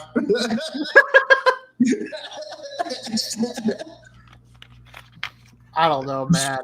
I did put it on my drop list after today's episode or yesterday's episode, but I don't know, man. Like I still kind of want to watch it because my Fridays really aren't stacked and everything. So Well, like, that's because you don't like the Only Good Friday show. so I kind of want to watch. I know that the elf girl is the next person to get revenge on, and I kind of want to see how that goes. But I might just be skimming episodes for the rest of the season, honestly. I don't know if I'm going to seriously watch it anymore. I'm kind of bored. If someone says he redos of hero or healer of her, I'll watch it just for the brutality of that episode. I mean, Biggles' character isn't even in the series anymore, it looks like. So. Well, she was in the last episode, and she's like telling everybody what they need to do or whatever. And she's like, what do I get to do? And he's like, you stay here and guard the place. She's And not really good with well-laid plans. She just, and then he tells then she tells the other girl, well, I can't do what I'm good at until you finish it. And then they're getting a fight. And I was like, what the fuck is even going on? I was like, this is fucking retarded. Like, Yeah, this is another one where like it hit a high note pretty early and gave me hope and then let me down. it peaked at episode 3, and we have nothing to look forward to. It peaked at 3, just like me. Damn, Crimson. I thought you at least peaked at 4.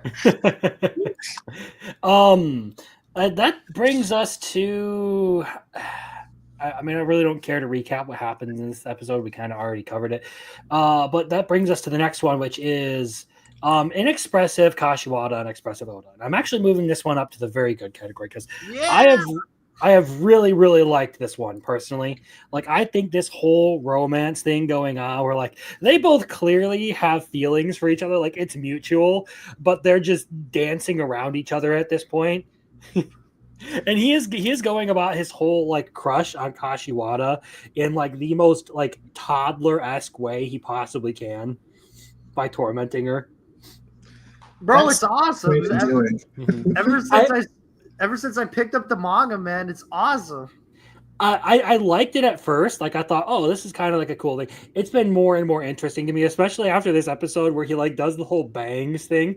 I was honestly like, it got me because like he was going into. I'm like, oh, is he actually going to be like really good at like hairdressing and stuff? No, he just pisses her off. Oh yeah, He ruins her entire look. bro, it's just gonna get better, man. But It's- yeah, there was that. Then of course his whole like Christmas party fiasco where he ends up actually, dropping the whole like can of whatever it is, like the stinky rotting Norwegian fish can.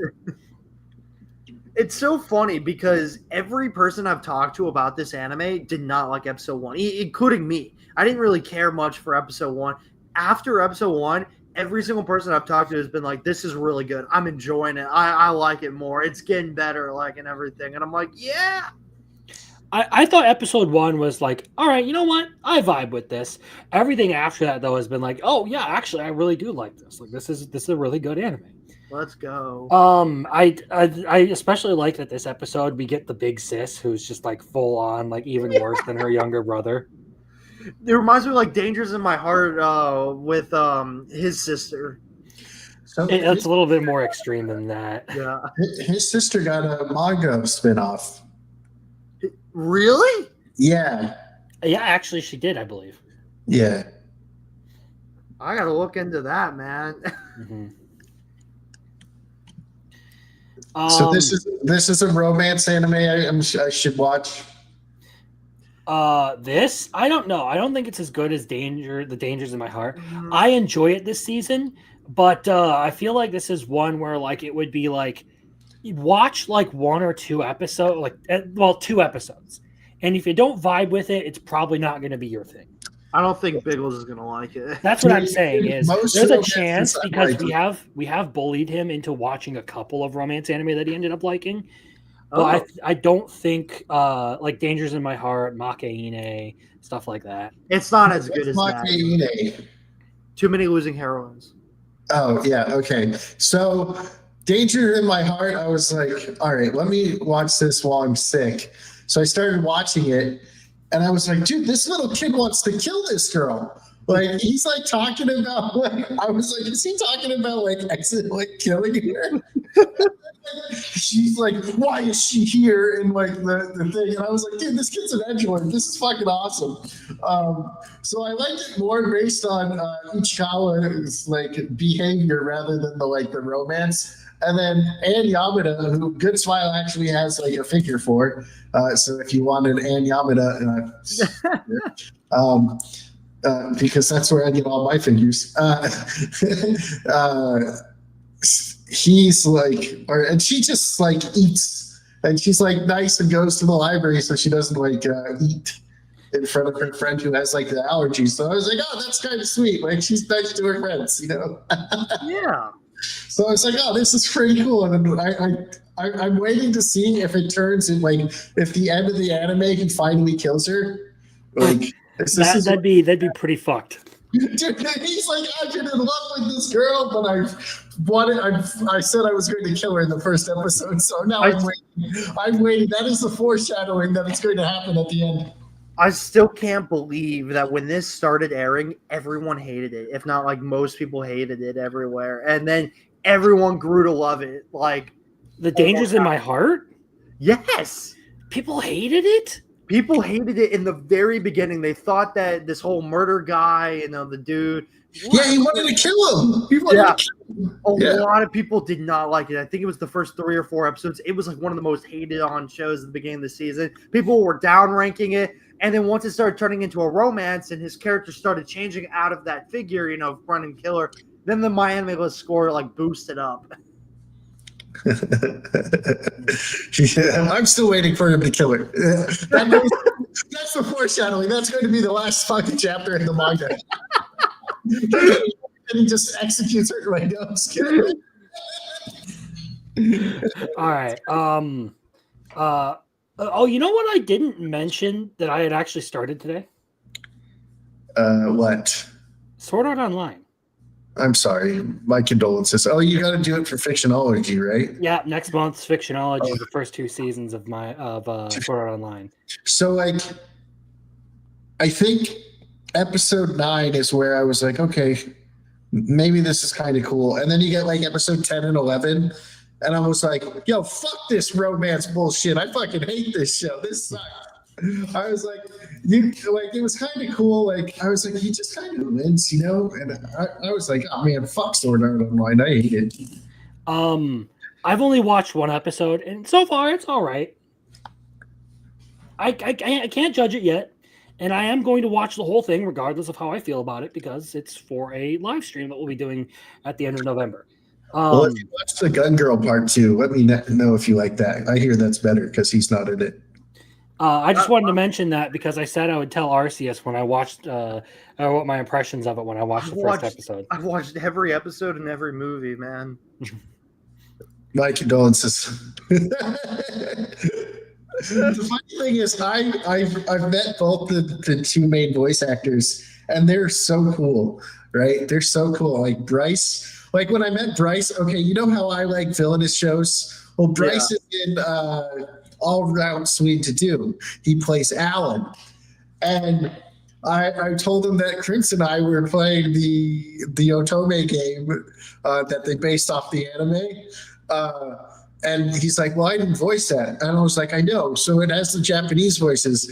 So my friend was doing your voice, but he can't do your Alan voice. So he was doing a Nosuke. So Bryce started saying Alan's lines in a Nosuke. And then he's like, hold on, let me do a Nosuke as if he was Alan. And he's like, why are all these keys so hard? Like, it just like started going on. It was great, man. It was fucking awesome. But I can't stand Sword Art Online. It fucking sucks. Well, I have yet to make up my opinion on that. I know Muffler Tape and Roland are pretty big fans of Sword Art Online. That's why we're doing that show. So this is gonna be my first experience with it. So far, first episode, it's all right.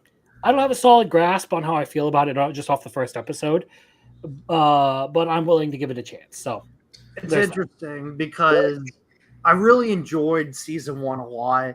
Season 2, I'm not the biggest fan of, but season 3, oh my god, dude, peak.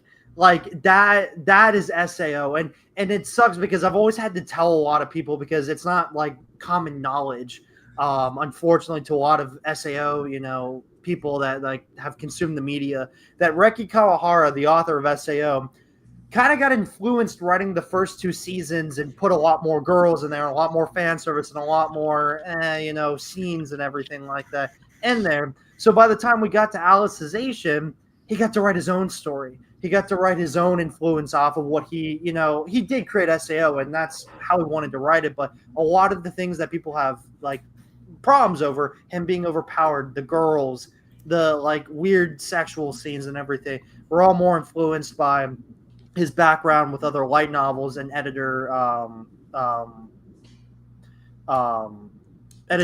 departments. Yeah, influence. Yeah. So what you're saying is go back and just only watch season 3.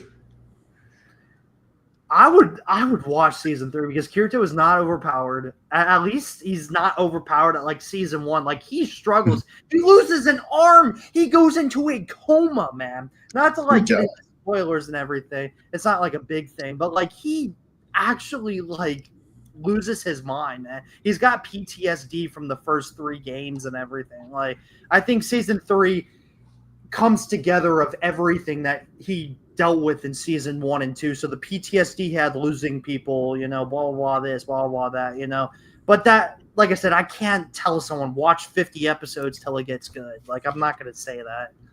So Sword Art Online is the show that got my friend into anime. And I was like, okay. I was like, oh, I see you have a Suna like keyboard or mouse pad thing, like the whole mouse pad thing. And he's like, will you watch this with me? So like I said, we watched, I got to 11 and I was like, let me show you an actual good anime. I put on Shangri-La Frontier And he was like, "This is fucking awesome." Peak. I was like, Um, "Same premise." But yeah, but yeah, keep me updated, Crimson. I don't know. I feel like your opinions or your emotions are going to be very flip flop depending on the episode. Yeah, I guess we will see. But to take it back to this week's anime and everything, A Star Brighter Than the Sun. How many of you guys out here are actually watching this one? Is this the one on Prime? Yeah. I believe so.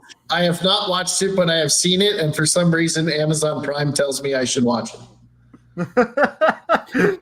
Well, I mean, I don't think Biggles is going to like it. I don't think he would like it either. Okay. I was gonna try and make a joke about how the main character is him, but no, this guy actually has romantic feelings for the girl.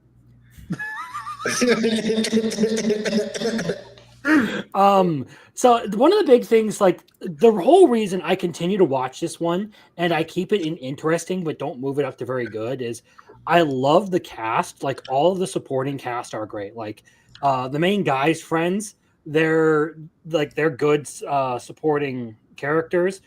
The main girl or Iwa's friends, they're great supporting characters. I like both of the main characters to some extent. It's just like what Marcel says is the guy kind of drives me nuts at times because like literally all he would have to do is just be like, hey, I have a crush on you, or hey, I'm in love with you, Iwa. And that would solve every fucking problem I have with this show. Because it's constantly in this state of like she has an inferiority complex, he has an inferiority complex, and they're constantly dancing past each other because of that. Yeah, if you're expecting them to get together at the end of the season, don't expect that. Oof. Either way, I do enjoy it still, in spite of the fact that does frustrate me because, like I said, it's got a good cast of characters. Like the contrast between the dumb pink haired chick and the straight laced glasses girl, like that whole thing has been like funny as hell to me. Absolutely agree. And again, I wouldn't expect it, but from a lot of manga readers that I've talked to, and even a couple of the chapters that I've read of the manga, because I think they're adapting only like one chapter because it's monthly and very long, each episode. I've heard from a lot of people that the studio that it's by is actually enhancing the manga, because the manga is kind of like pretty trash from a lot of people. But a lot of people have said that the anime, like the studio is enhancing the manga and anime form. So we'll see if it does an anime original ending or something, but I'm not expecting it. You okay there, Biggles? I think you think he's going away for a second. I mean, he said, did I just disappear? Oh. I mean, he seems fine on my end. Like he's still there, but he's muted and his camera's off. Anyway, I guess we'll continue on. Bunny Bernie just tweeted, watched episode 2 of Let's Play. I mentally cannot with this show. The dog is how I feel, man. I'm sorry, but I'm going to drop this for good. Crimson Laws.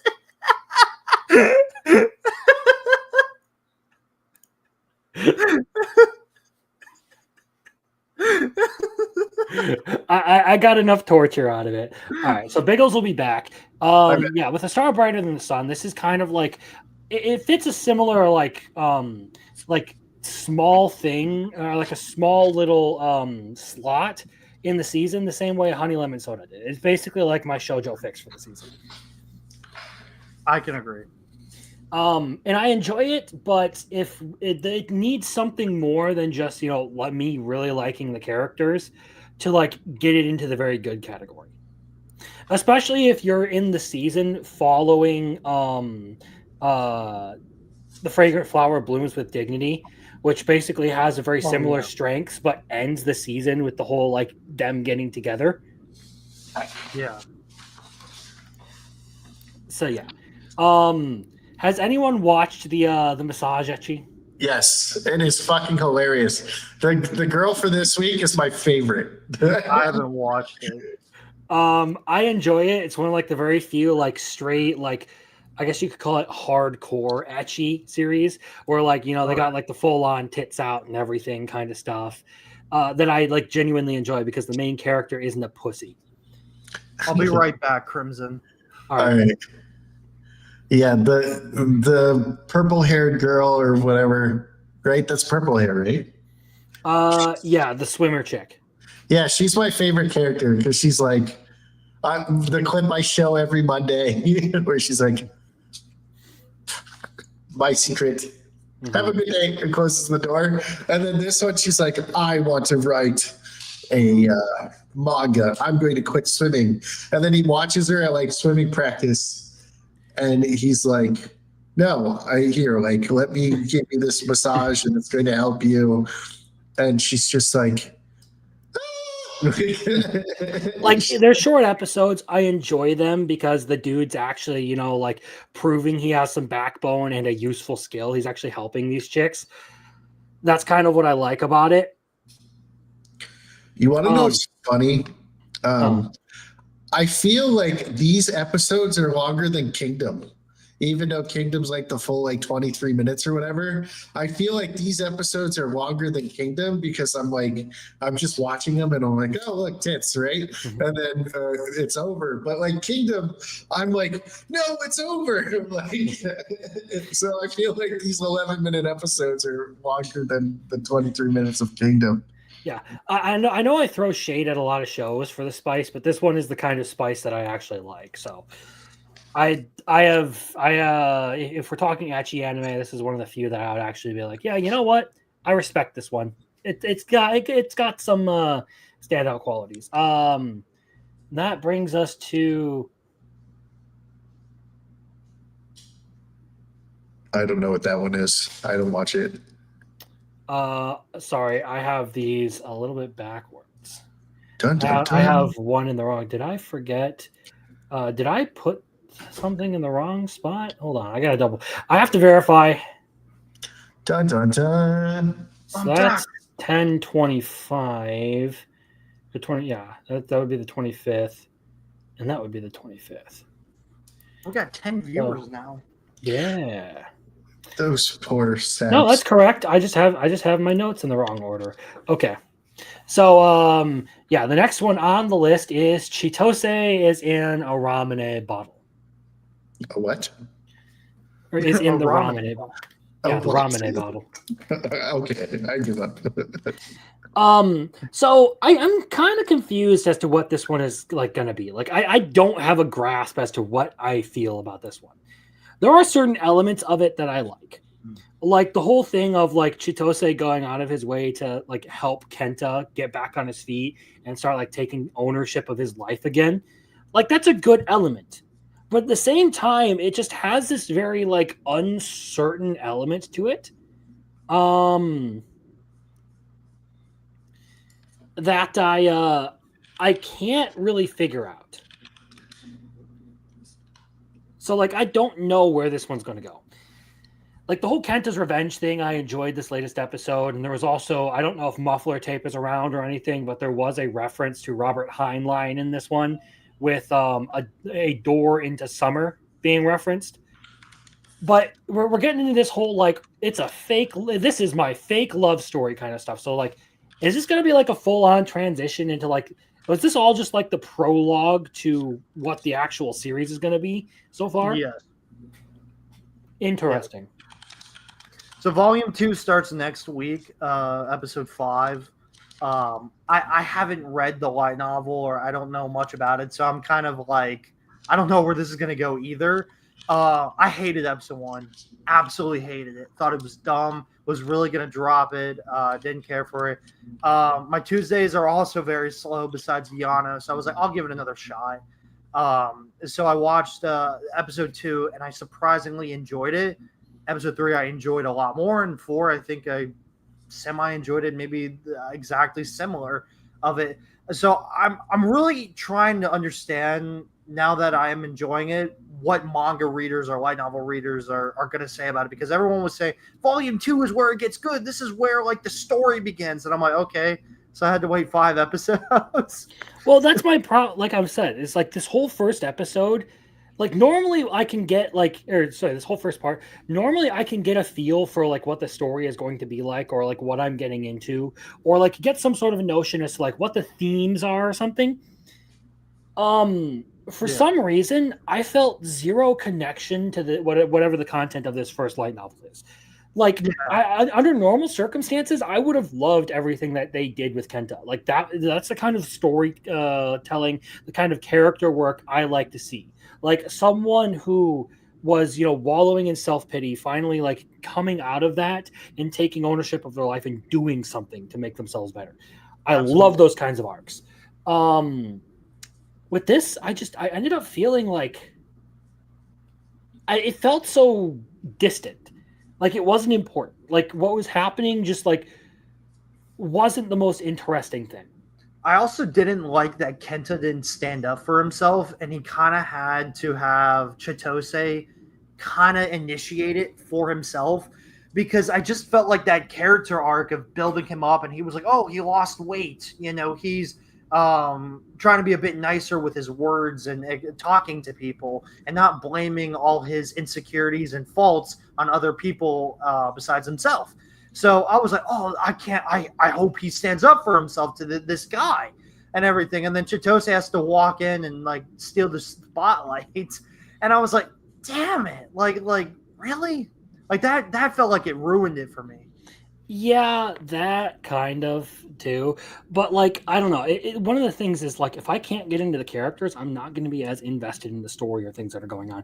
And I have felt that way, which is a shame because again, Kenta's arc is it's like almost the exact same thing that I was talking about with the legendary hero is dead. Like I liked that the latter part of that much more because of like what went on with the character. I love a legendary hero is dead. He gave it a 6. You bastard. I gave it a 5 actually. I give it a Oh, you did? Yeah. It's so funny. But yeah, it's I don't know. This is one that for now I'm straight up moving down to the okay category.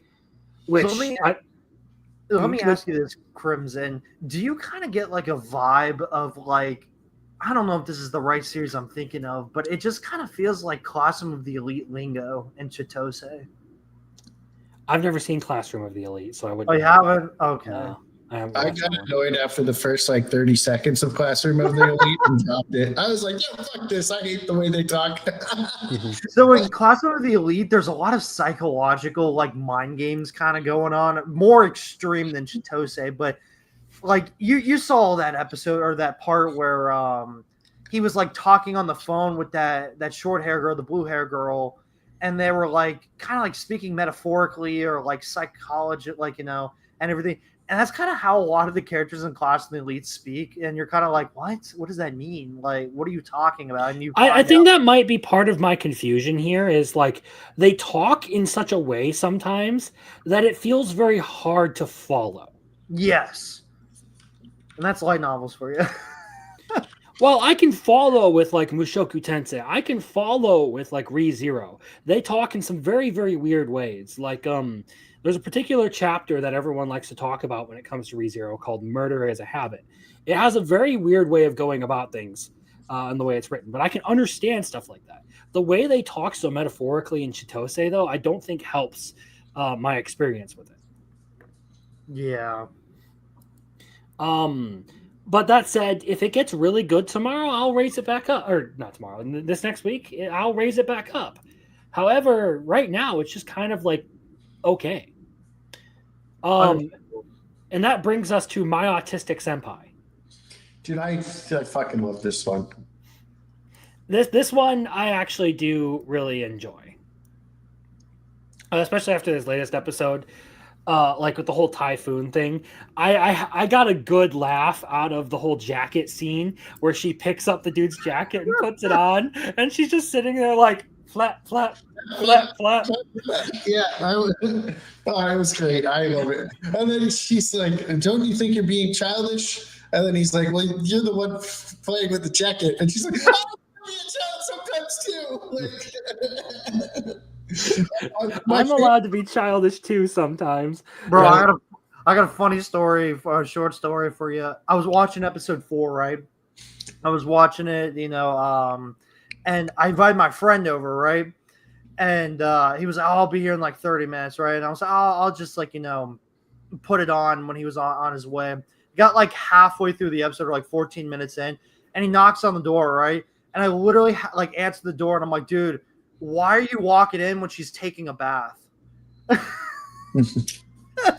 the fucking sauna. I'm like, well, I cannot get away from people walking in on me when shit like that happens. Well, you shouldn't be while they're walking in, you know?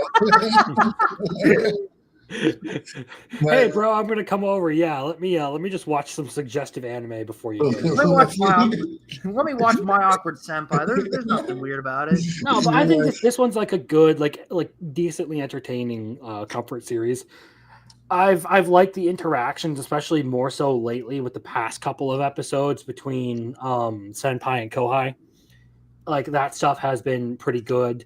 The whole typhoon thing, I thought like presented some interesting stuff, especially with Senpai going in there and letting the sales rep know what's up. Yeah. Oh yeah. Like, fuck you, dude. You did not do that to my subordinate. Like, I will fuck you up, bitch. This is why, like, the scary senpai, like, everybody thinks she's scary. Like, she came in and, like, laid down the fucking hammer. Mm-hmm. She pulled it out and smacked him across the face with it. It was like, I grew it just for this moment, bitch. Like, fucking mushroom stamp on that dude's head. Like, it's kind of interesting on my Twitter timeline. I'm seeing a lot of hate for the show, and I don't get it.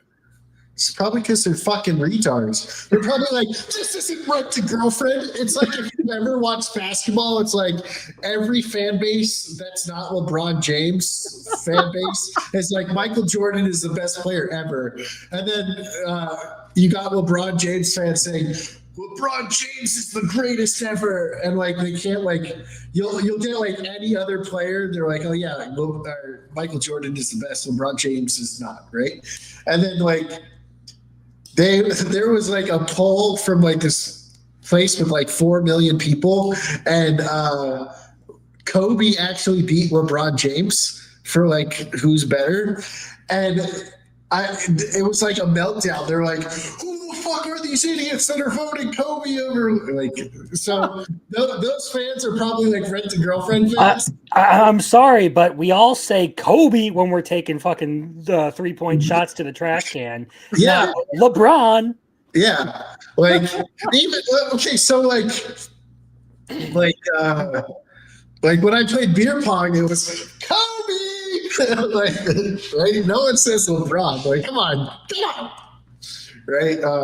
Maybe nowadays they're like, "What's a Kobe?" You know, because they're fucking retarded. Like, I saw this video and it was like some kid who was like maybe like 15 years old, and he was like, I had no idea Michael Jordan was this good. Like, what the fuck? You're like, LeBron's the greatest player ever, and you had no idea who Michael Jordan was? Like, what the fuck?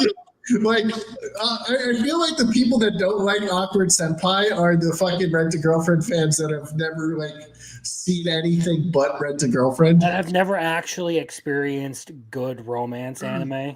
Yeah. Now they're soul leveling fans because there's no action or the... The story gets in the way. Yeah, I don't care if that dude was just being like a shitter or something. I will never get over that argument being used. Dude, that is fucking awesome. That's something I would use. Be like, you know, those tits get in the way of my story, man. This fucking etching anime sucks. Yeah, I'm gonna add Biggles whenever I find any hate on the show, and then you can be like, yeah, Rent-A-Girlfriend fan. Like, all right. Like Baja Neko gets in the way, or these tits get in the way of this awesome plot, man. I like how can these tits keep getting in the way of all these girls want to fuck this cat? Can they fuck the You know what? Those tits can get in the way of my face, okay? So we'll bring it back a little bit and talk about one of RCS's favorites here with Yano-kun's Ordinary Days. What is this? Tell me about it. So, Yano-kun's Ordinary Days is effectively this whole story about a guy named Yano who has incredibly bad luck. Sounds like me. Well, he basically takes abuse from like the entire world, but sometimes it works out in his favor. So, like the whole dodgeball thing, he keeps getting hit in the face, but because being hit in the face doesn't count as out, they can never get him out because every time they throw the ball at him, he gets hit in the face. But no, like this whole thing, like we have like this whole episode here, like it seems like Yano is becoming much more aware of his girl now. Like he's like starting to realize, like he had the whole conversation with the other guy and is starting to realize, hey, maybe I actually have a crush on this chick, because that's a thing on his mind now. But So is this another romance? it kind of is, but it's more so it largely focuses on like sort of like slice of life comedy kind of stuff. That's Okay. legit me, man. But I also like liked in this, like we had the whole like karaoke session where like we find out that the main girl was like actually really good at singing. Oh yeah. She's like sitting there and everyone's staring at her. She's like, what? Like that was beautiful. That was awesome, man. And I'm trying my best not to read this manga because there's not many chapters translated, and it's fan translated because it has been released in the US and everything. So I am not reading this manga, but I really want to. And dude, I love how they're handling kind of the love triangle in the series. I like that the other dude actually like told the girl his feelings, and he's like, but I know that you like the other dude, and then the guy goes and befriends Yano and everything. I love how they're handling it. I actually really like that he went to like, I'm gonna see what's so special about this dude, and ends up like they just become brothers. Yeah, they become great friends. They're just like, you know what, you're my homie now. I like that part. Yeah, so this one's definitely an enjoyable anime, much more so than I expected to. Not like my favoriteest thing out there, but it does, after these this past week or I guess 2 weeks, deserves a move up. I think it's got some momentum in the right direction. I'm glad you're enjoying it, man. So how about pass the monster meat, my lady? So I tried to watch this episode 3 times. I fell asleep all 3 times, but I think I have watched it all like in separate viewings. I like this one. I know you've been giving it shit. If there was a cooking part in this one, I don't remember it. I must have slept through it. But they're starting to call each other by their first names now. He had like a magic thing happen. And she did give some meat to the other guys, and they did the he's like, how do we get a child to do this? And I thought that part was adorable. It was cute. But yeah, I don't really remember much about this episode. Duke Alsteed, huh? Just the meat in his mouth. I enjoy like the romance part of it, but when it comes to some of like the more like magic fantasy kind of stuff, not as interested, especially like the cooking stuff. So like we do get a bit of a cooking session where like she does the whole like takes the meat, throws it in the porridge and everything. But that's about it. It's more so focused on just the two of them flirting for the most part, as well as Melfi sort of having the dawning realization that the Duke is in a similar situation to her mother with like the overloading magic and all that. Which is one thing we did confirm is me and Chat talked a little bit about how there was the potential that the mother might have been killed by the stepmom. I don't think we can conclude. I think the evidence so far points to the fact that she most likely wasn't murdered. Well, so there's one line in this episode that I do remember that they said it was poison, but then she said that wasn't that wasn't the case because she would have removed the toxins or whatever. But it could have been poison from the stepmom. And well, the idea is that, like, or at least the cause of death as of right now ghost, right? Is that like all the magic that she extracted from the monster meat ended up going into her, so she was basically absorbing all the toxins. Mm-hmm. But I still, that fucking stepmom just gives me like she did it. Like then to me, that's what makes sense. She sets off the sus radar, and she's a cunt too, so it makes perfect sense. Yeah. So when they said people just think it was poison from eating the monster meat, well, they're not going to investigate it if she dies from poison from the monster meat. So my thing is maybe she did poison her, and Melfi, because Melfi said she was a kid at the time, maybe she just thinks it's because of the energy, because she knows she has like overwhelming amounts of mana. So I think maybe she did poison her, and that's what happened. That's my thought, because I there's no way this bitch isn't involved, you know. There's still evidence to say that like she did. I'm just saying, given what's happened so far, it doesn't really have the same weight as everything that we have been told about the series. Obviously, we have Melfi's perspective of it and what the official narrative of it is. So I think right now that holds a little bit more weight than the 2 or 3 lines we can scrap together that sort of points to some malfeasance on the stepmom's part. Mm-hmm. I think that's like one thing that gets forgotten in some of these debates. I'm not entirely ruling it out. Like, I can't entirely rule it out right now. But from everything that we've been given in the series, I lean more so towards, I think the most logical conclusion is just there was no foul play and the stepmom's just a cunt. That could be it too. So that's that. Any thoughts, Arceus? I dropped it. You dropped it. Okay. I dropped it, I think, after 3 episodes. Yeah, this is another one that I do want to move down to like the okay category, to be entirely honest. My only question is that has there been more romance? Because I feel like that's kind of one of the reasons why I dropped it, was I didn't really see they were focusing more on cooking. The last 2 episodes have been almost all romance. Okay, well then I guess I got to try it again. they've been mostly like romance and storytelling, but again, this is one where like it has some holes in there that I just don't really care for. Meanwhile, I do enjoy the romance part of it, but it's just kind of an okay one, especially compared to like other ones in here that I actually do enjoy, that are more romance oriented. Why did that happen? There we go.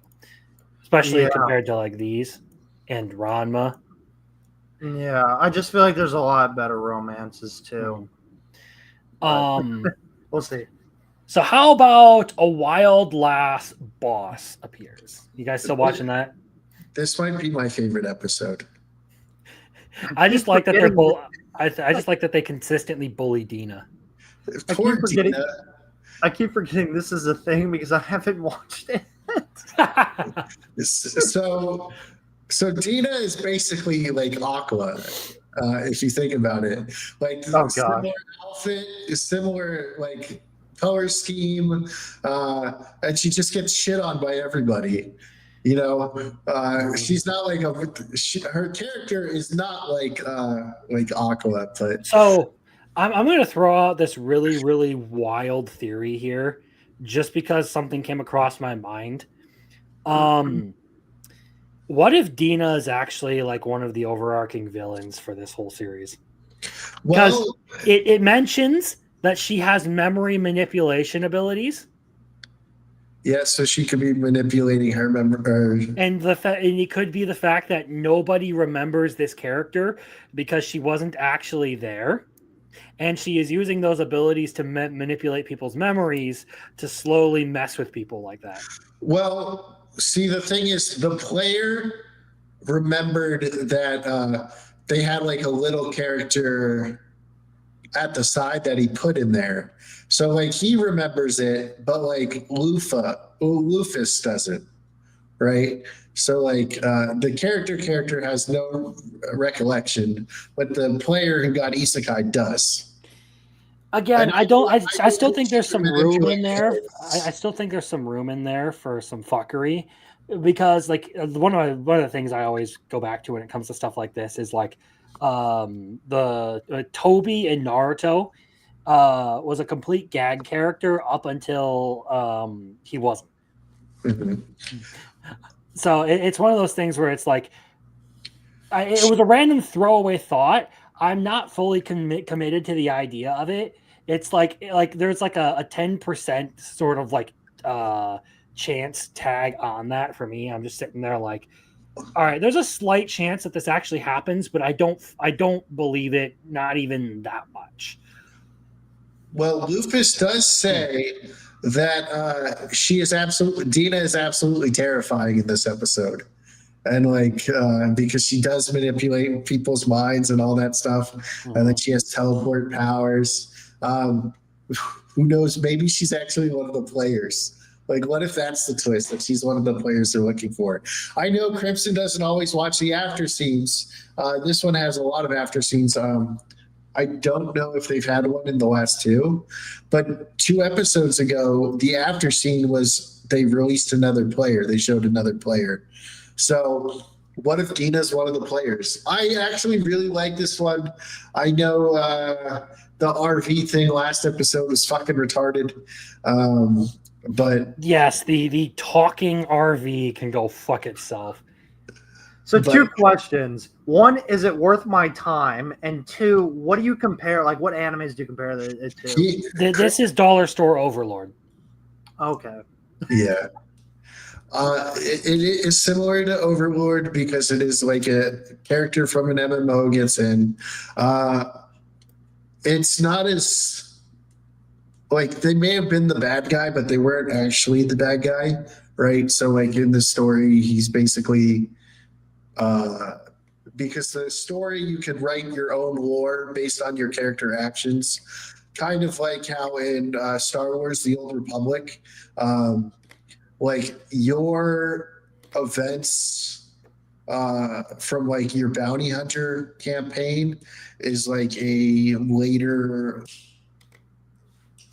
lore to that area. Like your like the bounty hunter, there's like a great hunt in like the bounty hunter campaign, and that becomes lore into something else, and it's basically whoever like the character was that it came on. So it's kind of like you build your own lore based on what your actions in the story.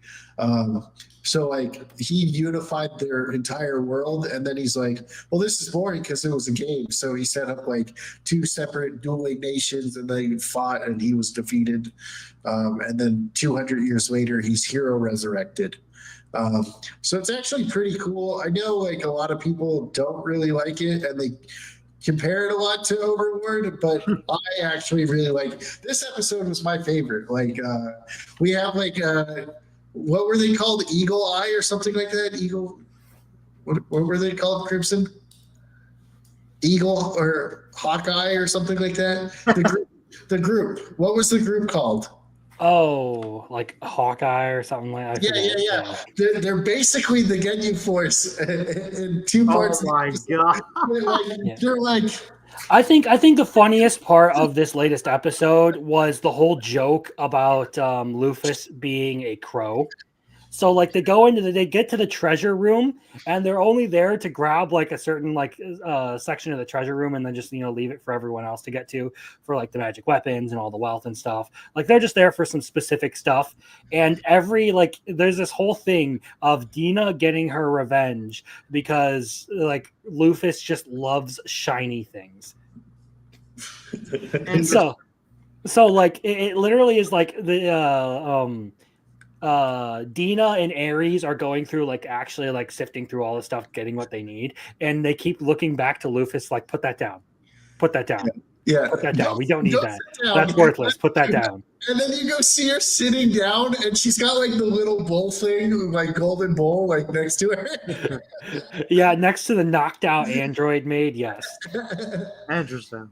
Yeah, it's pretty good. I really like it. Like I enjoyed that, but again, this is one that I do think suffers a little bit in like the storytelling department and all that. Like it's a little rough, a little fast paced, and sometimes has some really weird stuff going on, like with the sex changing frogs. Yeah, there was a whole lot of Alex Jones jokes last week. They're putting chemicals in the water that turn the freaking frogs gay. Yeah, Do you understand that? but like little Chad said, it's basically like the foreshadowing for what you think is going to happen with Lufus.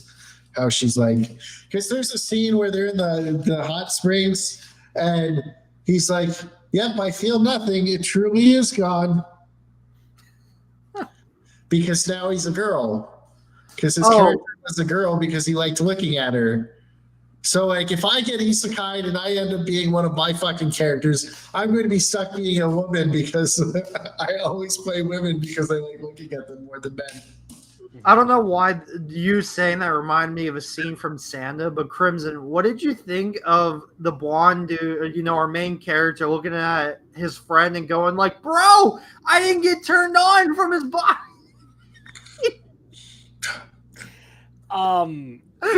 That reminds me wonder why I of dropped it, right? that reminds me of a guy that I stream with named Roman over at RG Energy, who has had some very questionable takes at times.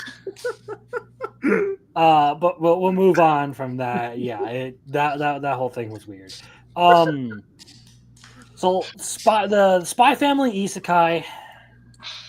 Dad's a hero, mom's a spirit. I'm a reincarnator. I want to see what this is a Sunday one, right? Yes. I want to see what happens in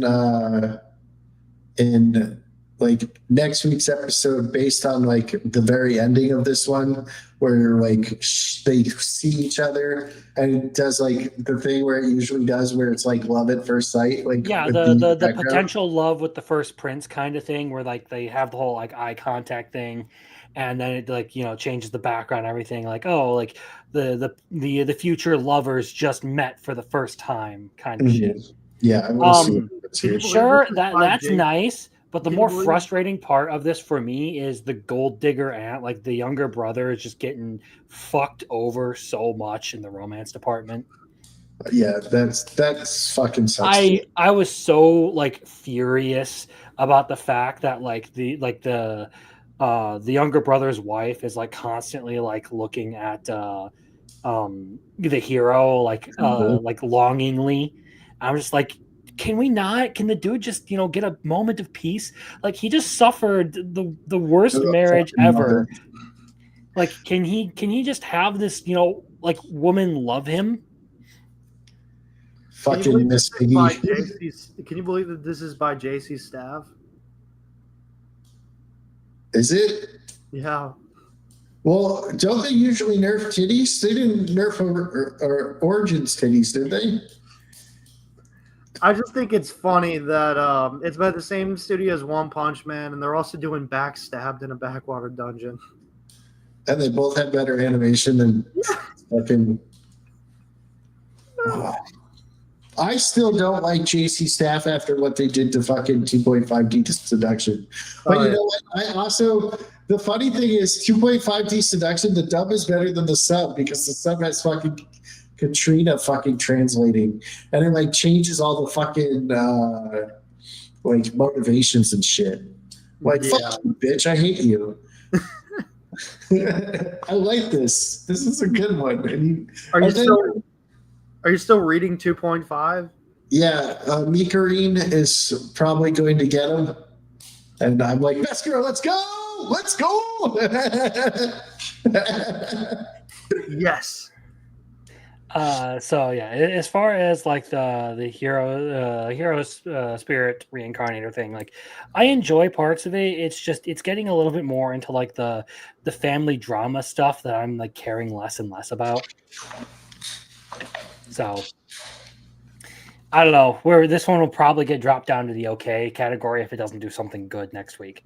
Like if we don't get if this whole gold digger aunt thing doesn't happen, or it doesn't get resolved, I should say, it's going to be a problem for me. So I don't know if there was a new episode of My Friend's Little Sister Has It In For Me after episode 4. I didn't see it come up. It just came out like couple hours ago, maybe. Because I can see it on my Crunchyroll right now. I haven't watched episode 5, so I'm apparently chronically behind because this one never releases on time for me. Oh, it's great. I enjoyed it. They're adapting like volume 10, I think you heard, right?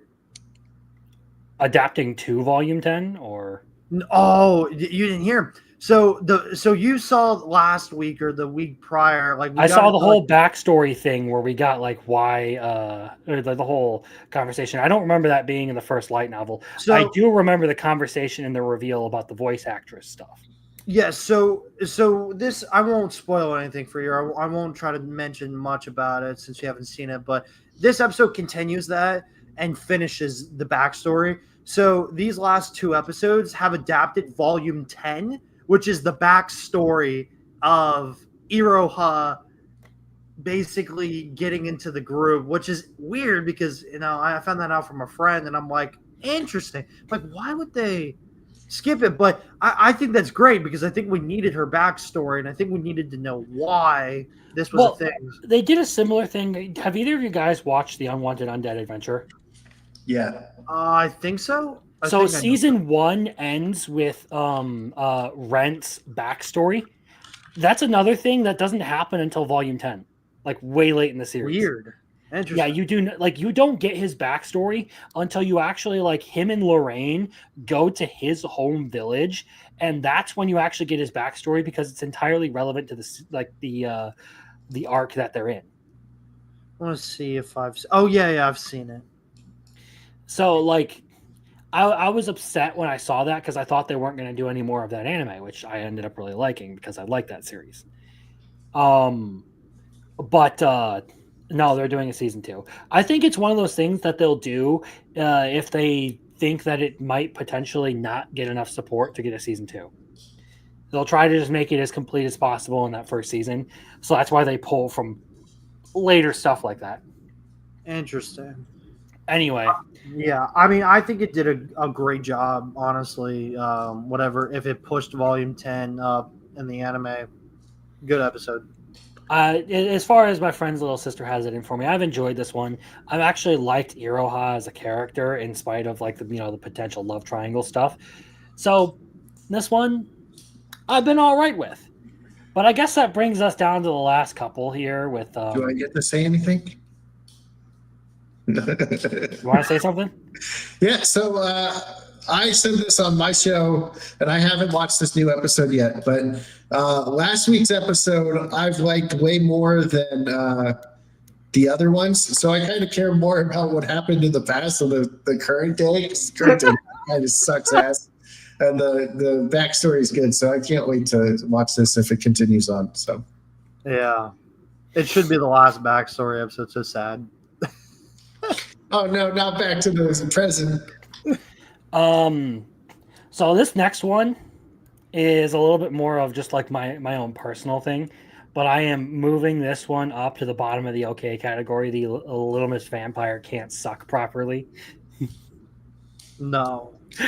I think it's hilarious, the whole chibi thing, but I will admit the show is not very good outside of that. Dude, the man doesn't have a nose or a mouth. That doesn't bother me. I don't care. I genuinely don't care. I care less about that than I do about the bullshit that's going on with Wand Dance, okay? I'm sorry. The stuff with Wand Dance infuriates me more. This, I can tolerate his missing eyes and mouth because they do show up occasionally, but specifically because I think the fucking vampire is adorable when they do the whole chibi thing, and that's the only reason I watch it. So like how we have Biggles animes like Dinner Table Detective. Like how we have Biggles animes. This is a Crimson anime where he's like, I love it. No, like I said, this is particularly a Crimson anime. And hey, maybe next week I'll just add an entire category. And you know what? Fuck it. We will just we'll do this. Add a row below, and we'll go here.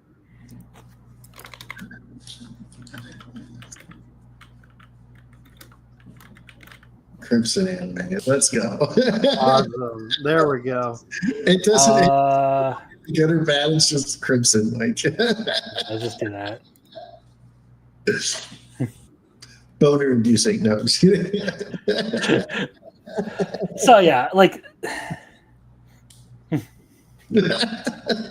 I have enjoyed this one. Like the whole, like just it's a stupid, enjoyable series to me. I'm glad you enjoy it, man. It does nothing for me. Nothing. I can't So- even. So now Did you we're gonna drop get. it, Biggles? I didn't even start it. I was like, this is fucking retarded. Oh, it is retarded, but I'm still gonna watch it anyway because I get some semblance of joy out of it. So here's where I'm probably gonna piss RCS off though, because I'm No, dropping you're Wand not. Dance. No, you're not, man. You won't piss me off. I'm dropping Wand Dance. It's actually going to the binge list, and here's why. I actually really enjoy this show specifically for Wanda, but that's the only thing that I particularly enjoy. I think Wanda is a really endearing, a really great character. The stupid, silly, like little silly things she does, I find really endearing. But her alone is not enough of a reason for me to watch this, especially in the face of the soulless, dead fish eyes of the mocap models. Especially when you get like the mocap model right in front of two girls who have like the 2D, like who are 2D animated. I'm just sitting here like, oh, why? Why? I feel you. I felt that this week too. It's only a week behind dubbed, man. So you can probably find it on Hulu. Watch it dubbed when it finishes. I'll listen to it dubbed, and we'll just be Yeah. we'll leave it at that. I won't have to look at it because that's my primary issue. Is like I'm not really into the story or the dancing thing. Like I like the main character. I love Wanda. Not a lot else out in that series really catches my eye. You should read the manga, man. You should just. Perhaps I'll give it a try then. Another one that I will be getting off the list is the Sticky Fingers anime. I'm done with this one. Let's go. Let's go. About time. I'm done. Like I needed to see what happened to Akira in this latest episode. He takes a bullet for an android that he didn't need to take a bullet for, and then she beats the shit. She beats the shit out of a bunch of people. And look, when I find myself skipping through an episode to get to the end, that's the point where I know, all right, you know what, I need to drop it. That's what was happening here. I wanted to see what the fuck was going on. We did get a hot springs part, which I do appreciate the hot springs thing. And then the little child was like, "Let me join you." The artist girl. Yeah. I assume that she's like I was older. about to say, I think she's older. She got some big titties to be a child. She might be Oh. a different race. Oh, okay. Who knows? I don't know what the show's about after episode 2, so I just saw that on Twitter and I'm like, oh, she wants to join them. Okay. The second episode's like the best episode. Or Yeah, like the second- episode one, Well, right? technically, it's technically episode One. It right? would be 2. It would be episode 2. But it starts on episode 0, right? So it would be episode 1 is the best one, right? But it's the second. I'm not episode. sure. Either way, the best episode is the one where the android girl vaporizes the dude with a fucking railgun. Dude, Hold on. someone posted, but the animation, and it was like the second episode of this. I was like, too bad the rest of the show sucked dick after this. Like I should have just commented that. But yeah, I'm also dropping this. Like I do appreciate that dumb fuck, the wise one, getting punched in the face by that one girl accidentally, and I was like, fuck yeah. He deserved it. And then the other dude is just like, excuse me, I must go hot springs with these bitches now. And then they're like, how dare you bathe without being in a relationship with her? Like, if you're not serious, you're a cool man. And I was like, all right, that's it. I'm good. I don't need to watch any more of No, this. I was sick after look. I wanted this to be like a cool, wandering the post-apocalypse kind of stuff, but it's clearly into it wants to do this whole taboo relationship after taboo relationship after taboo relationship. I'm just like, I'm done. I'm not. I'm going to play the Biggles card and say, fuck this romance shit. I'm out. Yeah, that's how I feel about all romances, especially when they're like, "I must fuck my sister," and you're like, "No, please don't." So Bigelow's favorite anime is Eromanga Sensei. What? So Bigelow's favorite anime is Eromanga Sensei. Oh, what? Horimo. What It's is the what? two Is, incest shows. what? I don't even know what this one is. Incest is wincest, I guess. Sweet home Alabama.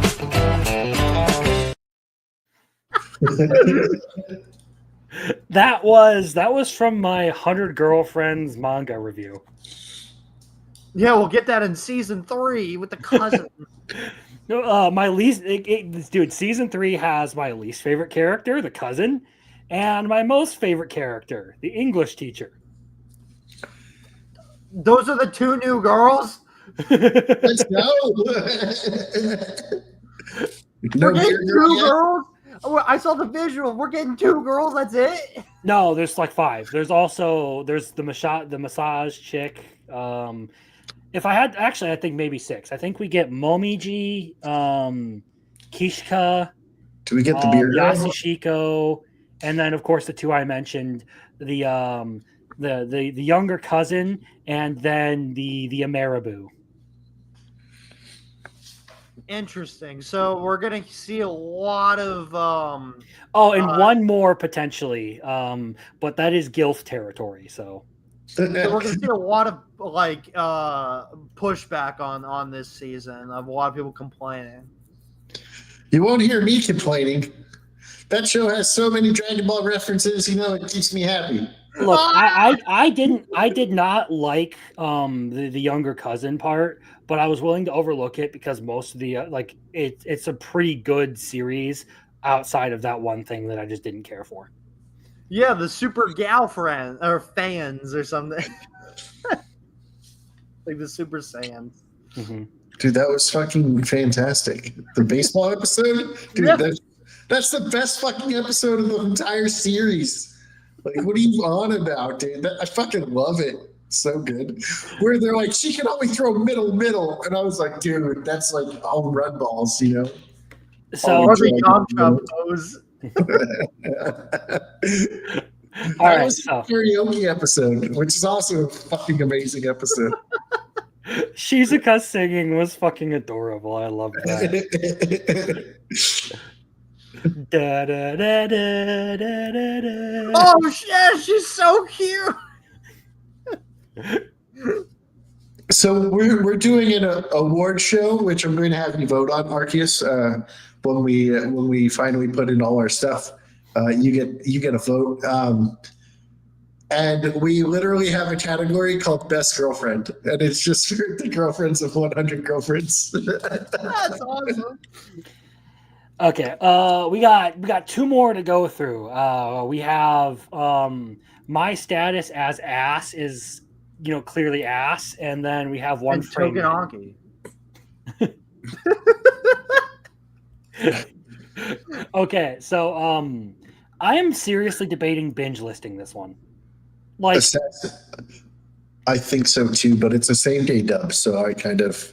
that's one of the considerations here. There's that, and there are genuinely some like really good moments in this. It's just like it really wants to steamroll a bunch of plot in order to just like it wants to just bulldoze through everything to just lay down like this happens. It is so focused on hitting those events, it doesn't actually properly build up those events. So is it just me? Is it just me? Or when they teleported to the elf region, I was like, bro, they pulled the Mushoku Tensei. They kind of did. I wasn't thinking that. I was more so thinking like, okay, maybe we'll get a really interesting arc here with all of the elves and everything. No, it was one episode. Mm-hmm. Like an entire section of the series that you probably could have done, like if we're talking like light novels, you probably could have done like 1 or 2 whole ass light novels out of like as an arc for this. But no, you get it all in one episode. Like there's so much storytelling you could have done with that. I'm not saying that it actually is 2 whole light novels. Oh, okay. What I'm saying is like easily with this whole arc, you could have written a longer story for it.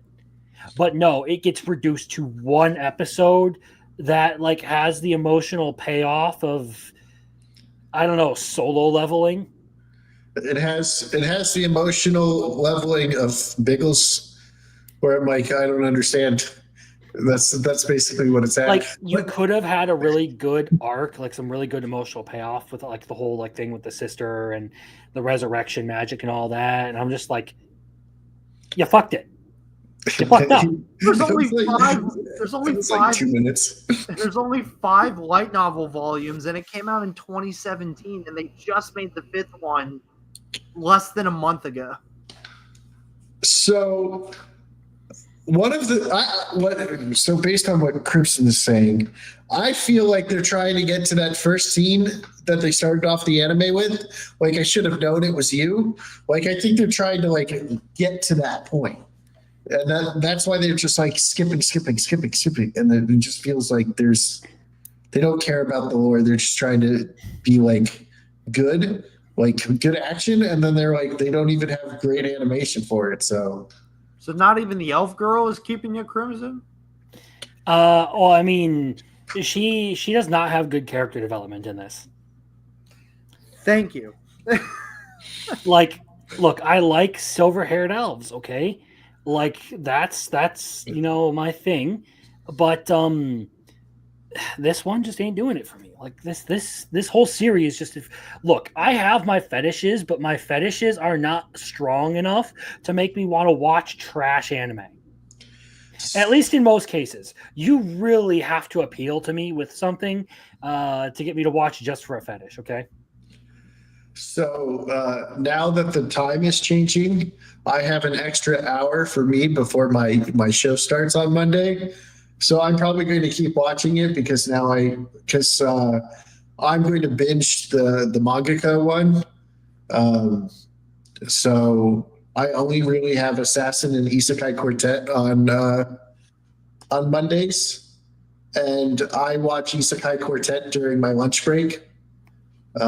So I really don't have anything else to watch on Monday. So I'm like, oh, I'll just watch that, I'll just keep it because it's a dub. I think I'm in the same boat. I'm going to keep watching it, but only so long as there are other people who are also watching it that are around that will like talk about it with me, because like I don't particularly feel strongly about the anime. Now, that brings us to probably the most controversial anime of the season.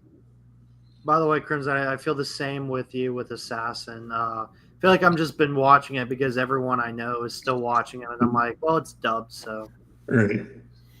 We're all just kind of hanging in there because it has the same day dub. Yeah. Yeah. Like sometimes the animation can be good, but it's put into a fight scene that's very poorly paced. Sometimes it can have some like decent like storytelling ideas, but again, the pacing of the series is just awful after the first episode. Yeah. But unless anyone has anything else to say, we're going to talk about One Frame Man. Well, Dark History of a Reincarnated Villainous is getting better, and it's slowed the fuck down. So I don't care. I dropped that one. I'm just saying, it got better. And I it's slowed the don't fuck down. care. I don't care. I don't want to watch it. So like they did good with like the singular fight scene that they had in the episode 3. I haven't seen episode 4 come up yet, so like all I've seen is Garo get sliced up by King Ripper, and then they have the whole abduction thing. But like you still struggle like outside of those like few things. This series is still struggling in the animation department. It gets even more interesting because this is the one fight that was animated as a promo years ago. And then, What? yeah, this fight was animated as a promo years ago. And then you get the second fight scene in episode 3, and it looks terrible. Oh gosh. Yeah, I didn't know that it would like the promo was it better? I think the promo was actually better from what I've seen. Oh man. Why? So why didn't they just use a promo animation? I'm not sure. That's a great question. I am genuinely unsure. Man, I'd love to ask the director, but he deleted his Twitter. Yeah. Well, here's the thing: is like like I said, that first fight was really good, and then of course we get some like another fight later in the episode that is not nearly as well animated, and everything else is like the most still frame, like do as little animation as possible kind of work. But that really brings me to the realization of like watching this. I realized just how much One Punch Man's first two seasons were carried by how well it was animated. Like the story just kind of isn't there. Like it's a good parody, but I don't think it's a good story. As far as one goes, I know he can write good stories because he wrote Mob Psycho. I'm sorry, man. Mob Psycho, out of the two, Mob is just superior, like by a long shot, in my opinion. Yeah, well, Mob Psycho has Reagan, so that's all you need. I was about to say Mob Psycho. I do think Mob Psycho is the superior anime at this point. Oh, One Punch Man, I have not cared about because it just there's so much about it at this point. Like it loses any sort of comedic effect that good animation can bring along to a joke. Like all the scenes that are supposed to be like funny lack the sort of like visual like punch that they should, because they're so low effort. Like if I went and I told you a joke like this and I just talked like this the whole time and had no intonation or any like sense of like sarcasm or whatever, you would probably just assume that like the joke sucks and that I'm a terrible comedian. Unless you're Shaq or Michael Cera, then we'd understand, because they're just monotone. Shaq and Michael Cera, the kid from Superbad who's fucking monotone as shit. Yeah. Which is funny. Before puberty, he wasn't monotoned, and then he hit puberty, and he's like, "I'm going to be monotone the rest of my life." Anyway, One Punch Man, the lack of animation in One Punch Man has really made me realize how much I don't really care for the story of this, outside of the one part where Moomin Rider was deeply involved in the story, and that was like the only story element of One Punch Man that I cared about. Yeah, I agree. So with that said, that does bring us to the last segment of the night. So you guys actually get a say since you're on the panel here. We are going to go create a new post. I do want to add a couple things about One Punch Man, if that's all right. Go ahead. I'm setting some stuff up here. All right. I absolutely agree with you, Crimson. It is such a shame, man. Because I literally I binged both season 1 and 2 like in a night, trying to catch up to 3, and it really sucks because like after seeing this and after seeing it animated and after seeing that like the story just doesn't hit, like you were saying, the comedy just really isn't funny, the animation just isn't there. And it's sad to see what the director's going through. It's really unfortunate to see how toxic a lot of these people on Twitter are, just like going over, with the animation and the studio when it's really the production committee's fault. It's just really sad, man. And like, I'm not the biggest One Punch Man fan. Like I said, I think Mob Psycho is a lot better. And it just kind of sucks because I'm like in this like shell where I'm like, I really want to drop it. But I'm also kind of like, but what if it gets better, I'm going to continue watching it because I've read this and I want to see how they end up doing it. But I have been sorely disappointed with the adaptation of this so far. Yeah. But that said, like I said, you guys, so every week, we do this. We let chat and everyone vote on what's going on here. But you guys, since you are in the panel, there's already one taken since Jeremy Turner came in with the $10 super chat. He said Grand Blue, so that's on the list. So you guys, since you are here on the panel, you guys get your chance to put a suggestion on here for an anime that everyone gets to vote on. And then I don't know. I guess for anyone who's in the chat, they have their options. So we have Urusei Yatsura.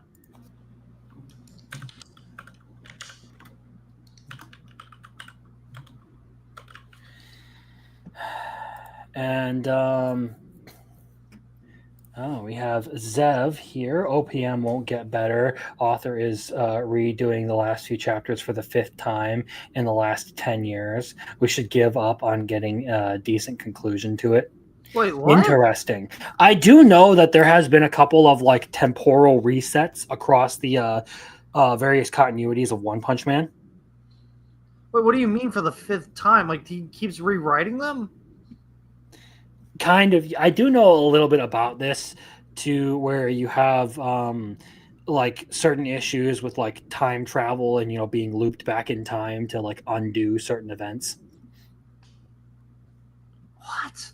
It's so weird, man. But I don't know the full extent of that. That might be something that I end up going into a little bit. It's still freaking, but yeah. Well, it actually has had better animation than T-Bait. Biggles, do you have a recommendation that you want to try and subject me to? The Dark History of the Reincarnated Villain. The Dark History of the Reincarnated Villain. No, not really. Yeah, not really. I could tell you to watch a baseball one, but I don't think you'll watch it.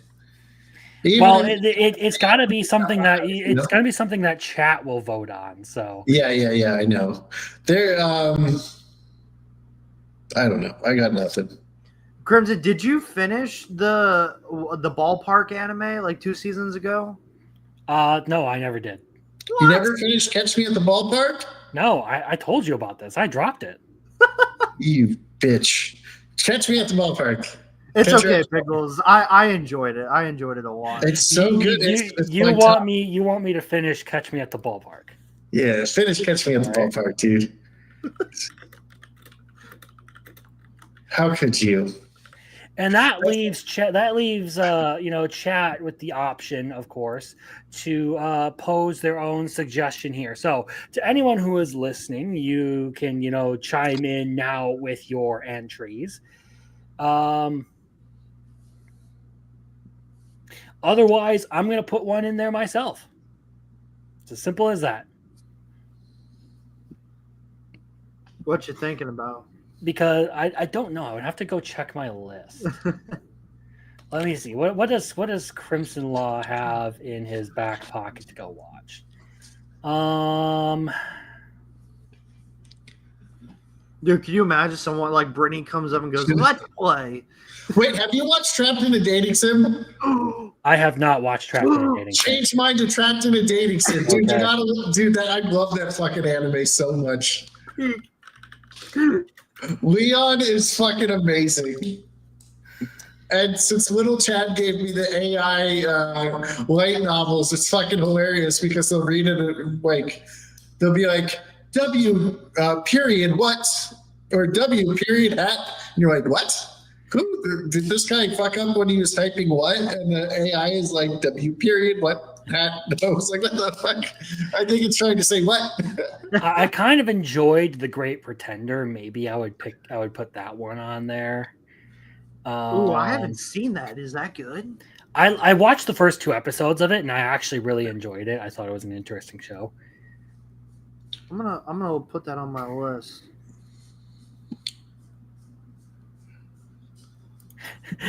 Brittany says Yuri on Ice.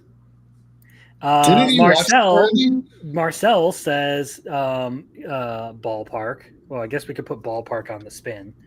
Okay. So let me see if I could find. Oh, did he put Trapped in a Dating Sim too? I didn't see that. Sweet, good choice, dude. I fucking love Trapped in a Dating Sim, dude. That's one I need to get some figures for and shit. And I need to actually buy the stuff other than by having them all on Audible. Keep in mind, guys, that like these are just the options for the poll. Anyone who is, who sees this has the opportunity to vote on it and gets to decide what I watch next. So we have Ballpark, Yuri on Ice. I'm kind of looking through here to see.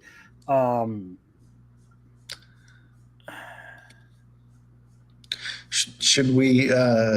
I have watched both of these movies, and I would say that the Chainsaw Man movie is better. Questioner says Golden Boy. So we're gonna put it on the wheel. Since we've got these suggestions, I'm not gonna put in my own suggestion, and I actually have I have the list right here that I can just randomize. Okay. I'm gonna laugh if it's Yuri on Ice. It says Golden Boy has 6 episodes. Yes. Yeah, it's pretty good. No one will pick Peak, so another good one is Cells at Work, Code Black.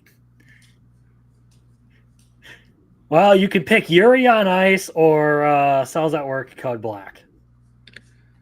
You have to fight to the death about it. We should make him suffer and put Sword Art Online. No, because he has to watch it. He has to watch it for Fictionology.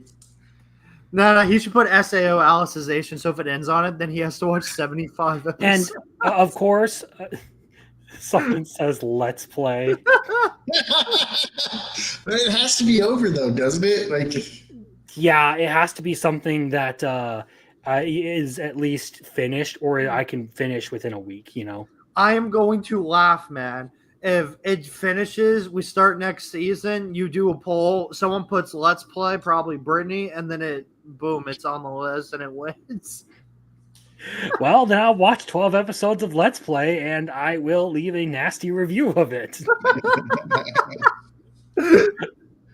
I'll even make a video about the whole situation if it gets to that. Like, I decided to troll a fellow content creator's girlfriend and make her watch Let's Play, and she decided to come back for revenge. So here we are talking about Let's Play. I'll watch that review. Given everything that we have Catch Me at the Ballpark, Cells at Work, and Golden Boy. No, Catch Me at the Ballpark was changed to Trap into Dating Sim. Oh wait, never mind. Sorry. Yeah, this is for the list. And then Brittany said choose either Yuri on Ice or Cells at Work, Code Black. She made it your decision. Let's go Yuri on Ice. I have no idea what it is. I have the Cells at Work in here since I don't know how many people will actually vote for that kind of stuff, so I want to make it at least appealing options for people. I don't know how many people actually want to torture me, or if people are just sort of like voting for the most popular option. There's 2 animes that she showed me I cannot finish. Yuri on Ice is one, and Ouran High School Host Club is the other. Is Yuri on Ice a Yuri on Ice, or is it the other one? So the reason why it's called Yuri on Ice is because the main dude's name is Yuri, and he ice skates. Oh, so is he Russian? Yeah, it should be called Yaoi on Ice. Yeah, because it is kind of slightly gay. Okay, so that's 4 options. We are going to randomize this, and whatever the top option that it picks here on here, if you can kind of see that. I see it. Is going to be it. So, let the screaming soul retire. It is. So that is. We're going to apply. It is gay to kiss. That sounds kind of gay. The option is Golden Boy. So the questioners. So you got Peak, and Peak, man. Awesome. You got True Peak as your third option, and then the rest of them are not there yet. Dude, I've seen all these shows, man. You're gonna get a good one, man. So that is what we have for next week right there. That is what everyone has chosen. So Grand Blue from Jeremy Turner, since he sent in a super chat, Urusei Yatsura and Trapped in a Dating Sim from RCS and Biggles. And then chat's random roll went to the questioners for Golden Boy. So we're going to see. Honestly, if I'm placing bets, I think it comes down to Urusei Yatsura or Golden Boy as a winner. I think it's going to be Trapped in a Dating Sim or Golden Boy. I will just activate all 6 accounts and just start voting. No, I'm just kidding.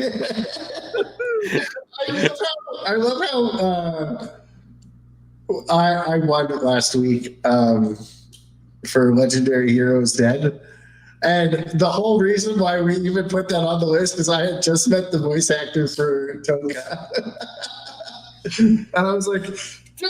I do have that screenshot. So we can start to wind it down now. And I think I've said this before, but I'm trying to finish the whatchamacallit? The Miners of Darling video by Monday. So I can get back to my normal stuff. You know, Crimson Law comes back to making videos on a Monday, right on schedule. Hopefully I can get that done. What are you up to? So stay tuned for that. We'll get into some more seasonal stuff after that. I was poking Biggles, man.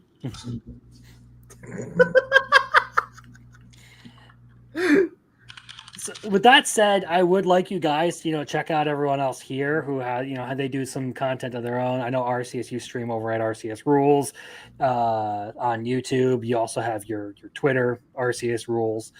And then, of course, there is Biggles, whose show I also help co-host. I don't know if I know you said you were going to be moving and stuff, so you weren't going to be available for a period of time here. I don't know how that's going to work. So the internet's really, really fucking shitty where I'm moving, and I get less than 10 megabytes. So I don't even know if I'll be able to get the thing running, but that is not until Thanksgiving. So we might have the week off, or like a couple weeks off, but I think I can do it without without my camera on. I can probably just have my icon and then we can talk. I'll be like little Chad, our undercover e-girl. I'll get like a voice changer so I sound like a chick. Yeah. So if you haven't already, check these guys out. They're always fun to have around here, and they have their own stuff to shill. So, like I said, they're worth supporting. They're worth having on. They've been good friends of the channel and to me. So I appreciate you guys coming on here. And with that said, what do we end with tonight? You want the magical girl? Heck yeah. It's hilarious. All right, we're going with the swearing magical girl. All of you have a great weekend, or the great rest of your weekend, I guess, and take care. Thank you all for tuning in. I appreciate each and every one of you. Oh, I was waving.